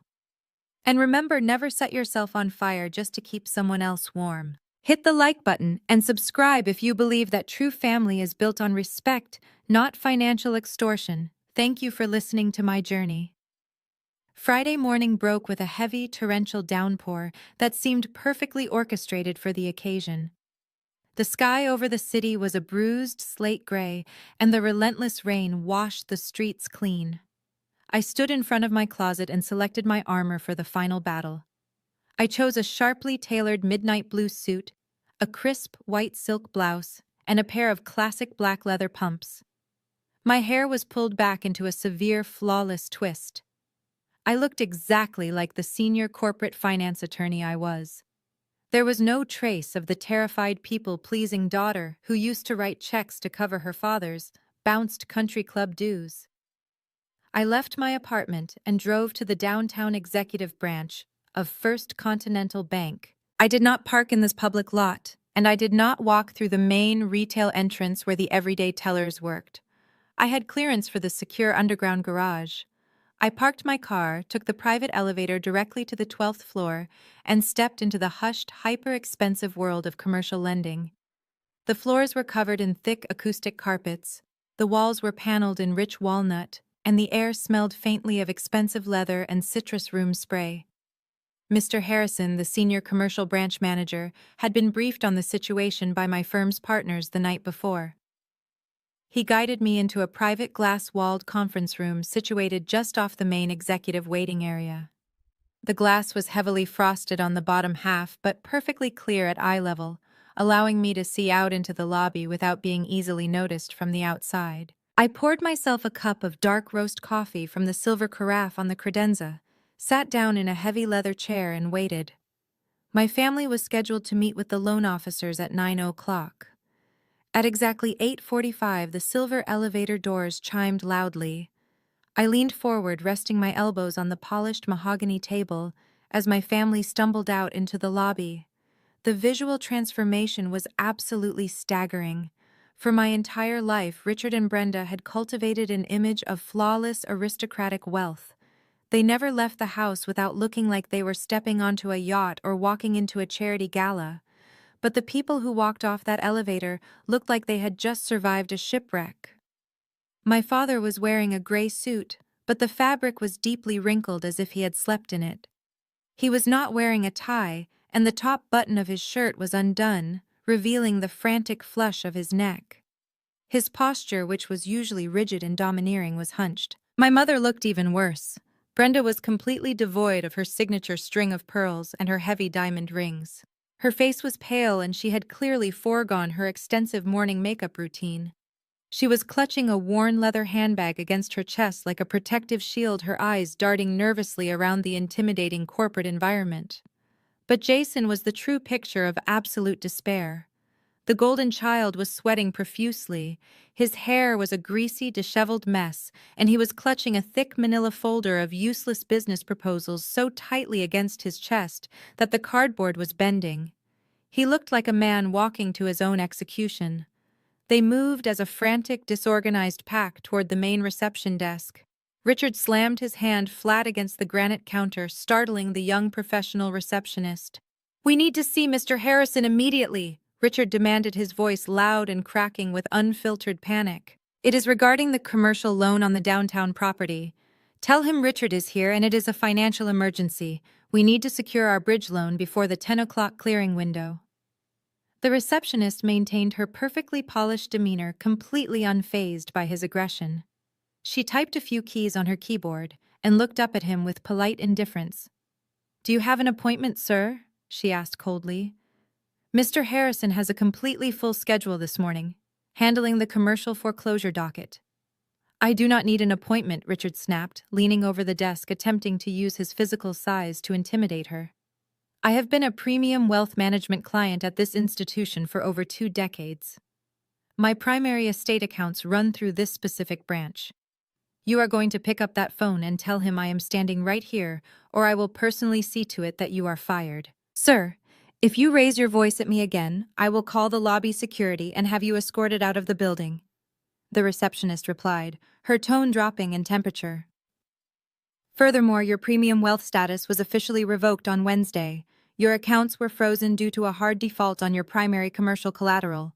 You no longer have priority status at this bank. Please take a seat in the waiting area, and a loan officer will be out when they are available." Richard recoiled, physically staggering back a step. The realization that his social status and his wealthy facade meant absolutely nothing inside these walls hit him incredibly hard. He opened his mouth to argue, but Jason grabbed his arm and practically dragged him away from the desk. "Dad, stop it!" Jason hissed, his voice trembling so badly I could hear it through the glass. "You are going to get us thrown out. If we get thrown out by security, the building is gone." Simone finalized the separation paperwork yesterday. She froze our joint checking account and took the cars. I literally have nothing left but this deed. They collapsed into the leather chairs in the waiting area, turning on each other like starved animals. I sat silently in my conference room drinking my coffee and listening to the beautiful sound of their toxic alliance shattering.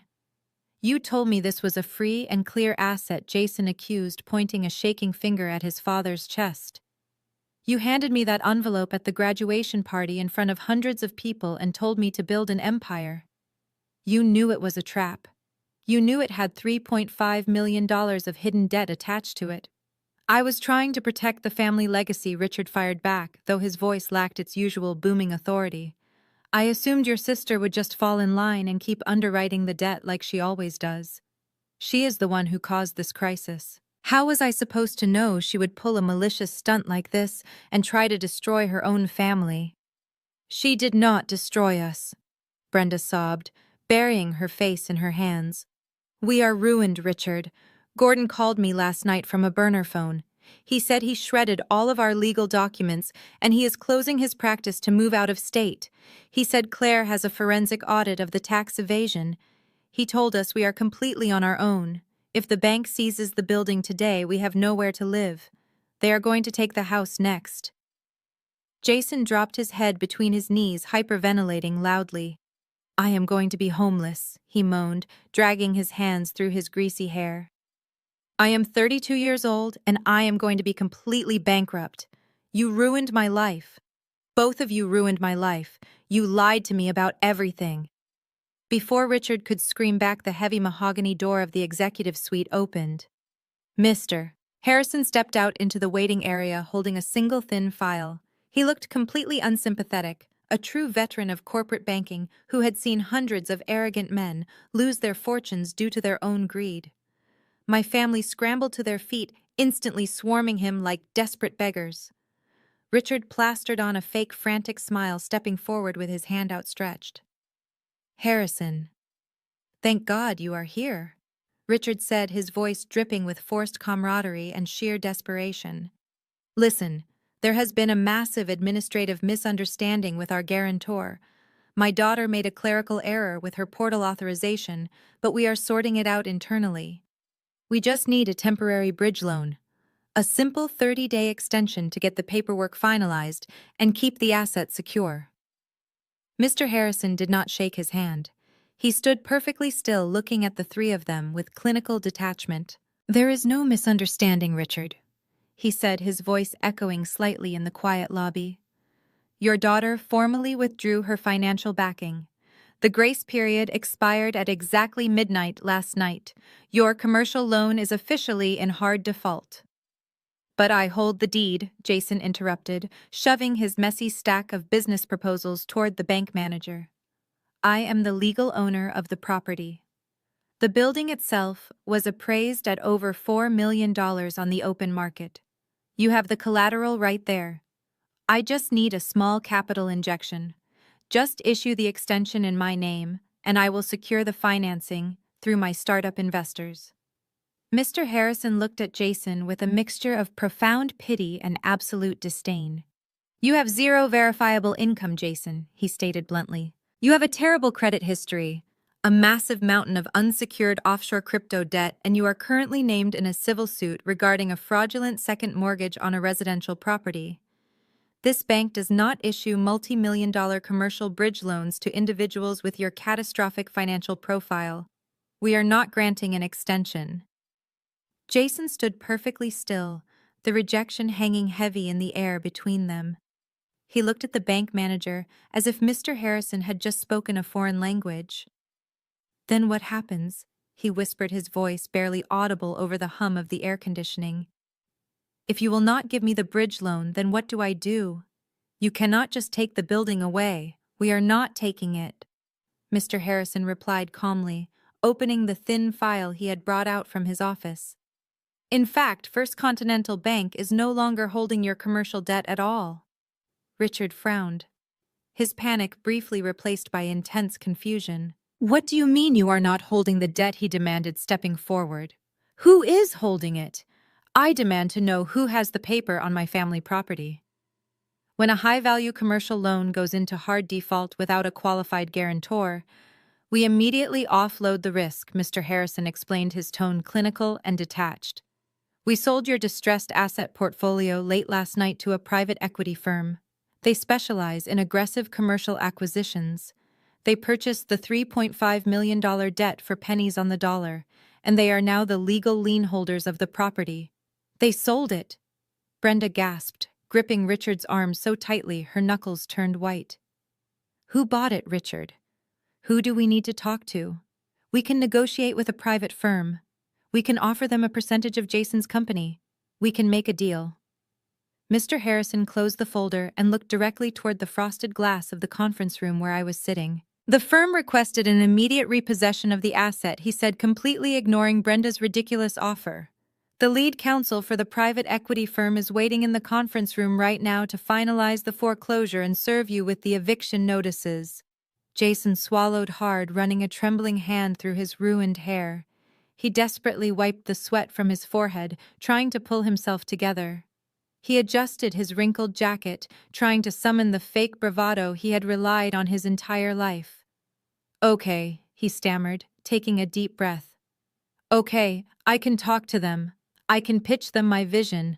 Just introduce me to the lawyer. I set my coffee cup down on the glass table. The ceramic clinked softly in the quiet room. I picked up my leather briefcase and walked toward the heavy glass doors. I pushed them open. The hinges were completely silent, but the metallic click of the latch echoed sharply through the quiet executive waiting area. Jason, Richard, and Brenda all turned their heads simultaneously. They were expecting to see a ruthless corporate shark step out to negotiate the terms of their ruin. Instead, they saw me. I stood in the doorway wearing my midnight blue designer suit, my posture perfectly straight, and my expression completely unreadable. Mr. Harrison stood perfectly still, his hands folded professionally in front of him. Gentlemen, he said, his voice devoid of any emotion, I would like to introduce you to the senior corporate counsel representing the private equity firm that purchased your commercial debt last night. The silence that fell over the waiting area was suffocating. It was so absolute, I could hear the rain lashing against the floor-to-ceiling windows of the bank lobby. Jason's mouth opened and closed, but no sound came out. His exhausted brain was violently struggling to process the information. Claire, he finally croaked, taking a hesitant step toward me. What are you doing here? Doing? Do you work for them? Did you buy the debt to save us? It was almost poetic how deeply ingrained his entitlement was. Even standing on the absolute edge of total financial ruin, his first instinct was to assume I was still operating as his personal safety net. He actually believed I had maneuvered this massive corporate acquisition just to hand the multi-million-dollar prize right back to him. My father, however, was a slightly sharper man. He had seen the ruthless calculation in my eyes at the restaurant.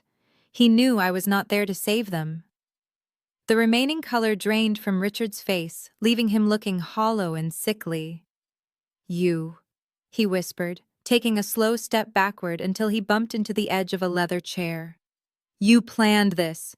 You set us up. I did not set you up, Richard, I replied, my voice carrying clearly through the marble lobby. I simply stopped paying for your mistakes. When I withdrew my financial guarantee, the bank naturally flagged the account as a high-risk default. My firm specializes in acquiring distressed commercial assets. I simply brought the property to the attention of our managing partners. They reviewed the location, the market value, and the sheer incompetence of the current deed holder, and they agreed it was a highly lucrative acquisition. Jason stared at me, his eyes wide and bloodshot. But I hold the deed, he argued, his voice rising in sheer panic. It is my building. You cannot just take it away from me. I am your sister. We can work this out. I will give you a 50% stake in my new tech company. Just sign the bridge loan extension, Claire. Please. Let us take this into the conference room, I said, ignoring his desperate plea. I turned and walked back into the glass-walled room. Mr. Harrison gestured for them to follow. They walked in slowly, looking like prisoners entering a tribunal. I did not sit on the side of the table. I walked directly to the head of the heavy mahogany boardroom table and took my seat. I placed my leather briefcase in front of me and unclasped the brass locks. My family sat across from me. They looked incredibly small. I pulled out a thick stack of official legal documents printed on heavy bonded paper. I placed my hands flat on the table and looked directly at my father. "You said Jason was the future of the family legacy, Dad." I said, my voice steady and completely devoid of warmth. "But you forgot one thing. I am the one who built the safety net. And today, my firm is repossessing it." I slid the heavy stack of papers across the polished wood. They came to a stop, right in front of Jason. The bold black letters reading, "Notice of Foreclosure and Seizure of Asset," stared up at him. "As the legal representative of the new lien holder, I am officially denying your request for a loan extension." I stated, my tone shifting into a strictly professional register. "The property is legally seized as of this exact moment. You have until Monday morning at 9 o'clock to remove any personal belongings from the premises. If you or Richard attempt to access the building after that time, you will be arrested for trespassing on private corporate property." Jason looked down at the documents. He did not even try to read the legal jargon. He knew exactly what it meant. He had lost. He dropped his head onto the table, burying his face in his arms. He began to sob loudly right there in the executive conference room. He was a grown man finally facing the brutal reality of the real world without his parents' money to shield him. He was legally stripped of everything in a matter of seconds. Richard lunged forward, his fists clenched tightly at his sides. He looked like he wanted to physically flip the heavy table over, but Mr. Harrison immediately stepped forward, raising a stern hand. "Sir, if you make a single aggressive move toward my client, I will have the armed guards drag you out of this building in handcuffs," the bank manager warned, his voice sharp as a razor. Richard stopped, his chest heaving violently. He glared at me with a mixture of pure hatred and absolute defeat. "You are no longer my daughter," he spat the words out like venom. "You are dead to me. Do you hear me? You are completely dead to this family." The threat that used to terrify me when I was a child now sounded like sweet, beautiful music. "That is the best news I have heard all week, Richard." I smiled, a genuine, relaxed smile, because this family has been dead weight around my neck for 35 years. I stood up from the head of the table. I closed my empty briefcase and fastened the locks. The transaction was complete. The golden child was bankrupt, and the architects of my lifelong misery were finally buried under the rubble of their own arrogance. I walked out of the conference room, leaving them to drown in their tears, and stepped into the private elevator. I had an empire of my own to build, and absolutely nothing holding me back. The following Monday morning arrived with a crisp, clear sky. I did not drive to the commercial building to witness the eviction in person. I did not need to. I sat at my solid oak desk in my new corner office, sipping a hot espresso and reviewing a corporate merger file. At exactly 9:15, my computer chimed with a secure email notification from my firm's asset management team. The message was brief and clinical. The locks on the downtown property had been successfully changed. Corporate security had escorted the previous occupant off the premises. Jason had tried to stall, begging for an extra hour to gather his things, but he was ultimately led out the front glass doors carrying a single cardboard box. The multi-million-dollar empire my parents had illegally gifted him lasted exactly 3 days. Simone did not waste a single second. The moment Jason returned to my parents' house carrying his pathetic cardboard box, he was formally served with divorce papers. Simone had spent the weekend hiring the most ruthless and expensive family law attorney in the city. The black financial dossier I had handed her in the firm lobby became the absolute centerpiece of her legal strategy, because Jason had committed federal fraud by forging her signature on the Lake Tahoe mortgage. The judge granted Simone an emergency asset freeze. She went after him with a level of vengeance that I had to silently admire. She systematically drained whatever legitimate joint funds remained to recoup the equity he had stolen from her inheritance. She took the 2 luxury cars, the expensive designer furniture, and even the purebred dogs. Jason was legally ordered to assume the entirety of his offshore crypto debt. The divorce proceedings were swift and merciless. He walked away from his marriage with absolutely nothing but the wrinkled suit on his back and a mountain of unsecured liabilities that would follow him for the rest of his life. Destitute and publicly humiliated, the golden child had no choice but to retreat to the only place that would still take him. He moved back into my parents' sprawling Boston suburb estate. But that sanctuary was already crumbling to the ground. Without my pristine credit acting as a reinforced dam, the floodgates of Richard and Brenda's financial mismanagement burst wide open. The fallout was swift and completely unforgiving. By the end of the month, the massive mortgage on the colonial house went into hard default. The bank swooped in with the same ruthless efficiency they had used on Jason's commercial building. The social consequences hit them even harder than the financial ruin. The country club, which was the absolute epicenter of their entire socialite universe, publicly revoked their membership after 3 consecutive monthly dues checks bounced. Word spread through their wealthy network like wildfire. The people they had spent decades trying to impress, the people they had prioritized over their own daughter, turned their backs instantly. There were no charity gala invitations arriving in the mail. There were no polite phone calls offering assistance or sympathy. The aristocratic facade my parents loved more than anything else in the world was entirely destroyed. Richard was forced to officially file for Chapter 7 bankruptcy. The legal proceedings stripped them to the bone. The court ordered the immediate liquidation of their remaining physical assets to satisfy the angry creditors. The manicured lawn, the heated swimming pool, and the pale blue childhood bedroom I used to hide in were auctioned off to the highest bidder. I watched the public real estate listing go live on my laptop while eating lunch.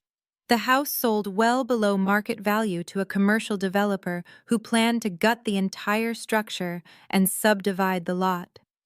With no money and their credit completely annihilated, Richard and Brenda were forced to downsize drastically. They rented a cramped 2-bedroom apartment on the extreme outskirts of the city, far away from the affluent neighborhoods they used to rule. Jason took the tiny spare bedroom. He was a 32-year-old failed visionary sleeping on a cheap air mattress in his parents' rented apartment. The tension in that small space must have been absolutely suffocating.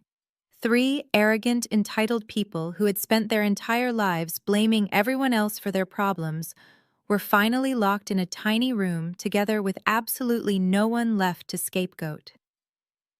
That was when the desperate phone calls started. I had blocked their personal numbers on my primary phone the moment I walked out of the bank, but they managed to bypass the system by purchasing cheap prepaid burner phones from a local convenience store. The voicemails piled up in my secure digital folder. They were a pathetic symphony of manufactured grief, manipulative guilt trips, and sheer unadulterated desperation. My mother would call in the middle of the night, weeping loudly into the receiver. "Claire, please," she would sob, her voice cracking with theatrical misery. "We have nothing left. The apartment is so small and the heating barely works. Your father is so depressed he refuses to get out of bed. Jason just sits in the dark all day. We are your family. We forgive you for what happened at the bank. Please just call us back. We need your help to secure a small loan for a used car. We promise things will be different this time." I listened to her say she forgave me, and I actually smiled. Even living in a cramped apartment, she still believed she possessed the moral high ground. Richard's voicemails were a volatile mix of his old commanding arrogance and his pathetic new reality. He would start the recording by demanding I wire them $10,000 to cover their bankruptcy legal fees. Then halfway through the message, his tone would violently shift and he would break down begging me to remember the good times we had when I was a child. He tried to gaslight me from a burner phone, claiming the foreclosure was just a minor temporary setback, and that with my new corporate salary, we could easily rebuild the family empire together. Even Jason left a message. His voice was hollow and completely defeated, stripping away the arrogant smirk he had worn at my graduation party. "Claire, I am so sorry," he whispered into the phone. "Simone took everything. The judge gave her everything. I have to take the city bus to a job interview for a minimum wage retail position tomorrow morning. I do not know how to do this. I do not know how to ride the bus. You were always the smart one, Claire. You always knew how to fix things when I messed up. Please, sister, just help me fix this. I am begging you. I walked out onto the expansive glass balcony of my new penthouse apartment. The city stretched out below me, a glittering grid of lights reflecting off the dark, calm water of the harbor. The evening air was cool and crisp, carrying the faint, distant hum of downtown traffic. It was a beautiful, peaceful sound. I held my phone in my hand, resting my arms against the cool metal railing. The screen glowed warmly in the twilight, showing a new notification. It was another voicemail from a restricted number. I knew exactly who it was. I tapped the screen and pressed play, bringing the speaker close to my ear. "Claire, please." "I am begging you," my mother's voice poured through the tiny speaker. Her tone was thick with that familiar theatrical misery, the exact same crying routine she had used to manipulate me since I was a teenager.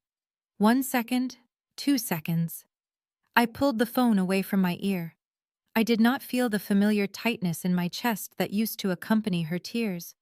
I did not feel the crushing weight of obligation or the desperate, pathetic need to earn her conditional love. I felt absolutely nothing but a profound sense of quiet relief. I tapped the screen and deleted the message before she could even finish her sentence. Then I opened my carrier settings and initiated a complete network-level block on every known number and email address associated with my parents and my brother. It was the digital equivalent of locking a heavy steel door and throwing the key into the deepest part of the ocean. It was finally over. I slid the phone into the pocket of my silk trousers and took a deep breath, filling my lungs with the fresh night air. Looking down at the city, I thought back to that graduation party. It felt like a lifetime ago, but it had only been a matter of months. My parents had rented that elegant country club room strictly to celebrate themselves. They had handed Jason that thick manila envelope in front of a crowd of hundreds specifically to put me in my proper place. They wanted to remind me that no matter how hard I worked, no matter how many corporate law degrees I earned, I would always be second best. I would always be the silent workhorse pulling the heavy carriage while the golden child rode inside waving to the crowd. But their massive arrogance was their ultimate undoing. That was the most beautiful irony of it all. If my father had just handed me the deed to the commercial building like we had legally agreed, I would have spent the next 20 years quietly paying off his hidden debts. I would have sacrificed my own financial future and my own mental health to keep his aristocratic illusion alive. By trying to publicly humiliate me and crown Jason as the visionary heir, they accidentally handed me the exact weapon I needed to cut myself completely loose. They thought they were securing their legacy, but they were actually pulling the pin on a grenade and holding it tightly against their own chests. I turned around and looked through the sliding glass doors into my living room. The space was massive, featuring high ceilings, modern art, and expensive minimalist furniture that I had selected myself. I am 35 years old. I am a senior corporate finance attorney at one of the top firms in the country. I own a multi-million-dollar property free and clear. Every single thing I have, I built with my own 2 hands and my own relentless determination. There is no toxic weight dragging me down anymore. There are no midnight panic attacks about how to cover my brother's fraudulent crypto debts. There are no forced, agonizing holiday dinners where I have to sit quietly and endure their condescending insults about my personal life. I am completely and utterly free. I used to think that setting boundaries made me a bad daughter. I used to believe the heavy lie that my parents repeated every single day, that family helps family no matter what the cost. But I learned the hard way that when people use the word family as a weapon to extort you, they forfeit the absolute right to be in your life. You do not owe your sanity to the people who actively try to break it. You do not owe your hard-earned financial security to the people who recklessly gambled theirs away. True family is built on mutual respect, on support, and on genuine love. It is not a financial hostage situation disguised as a bloodline. I walked back inside, sliding the heavy glass door shut behind me. The apartment was perfectly quiet, wrapping around me like a protective shield. I poured myself a glass of sparkling water and walked over to my desk to prepare for my morning meetings. My career was thriving. My investments were secure, and my future was a wide-open canvas that nobody else was allowed to paint on. Sometimes the trash takes itself out, but occasionally you have to hand them the eviction notice yourself.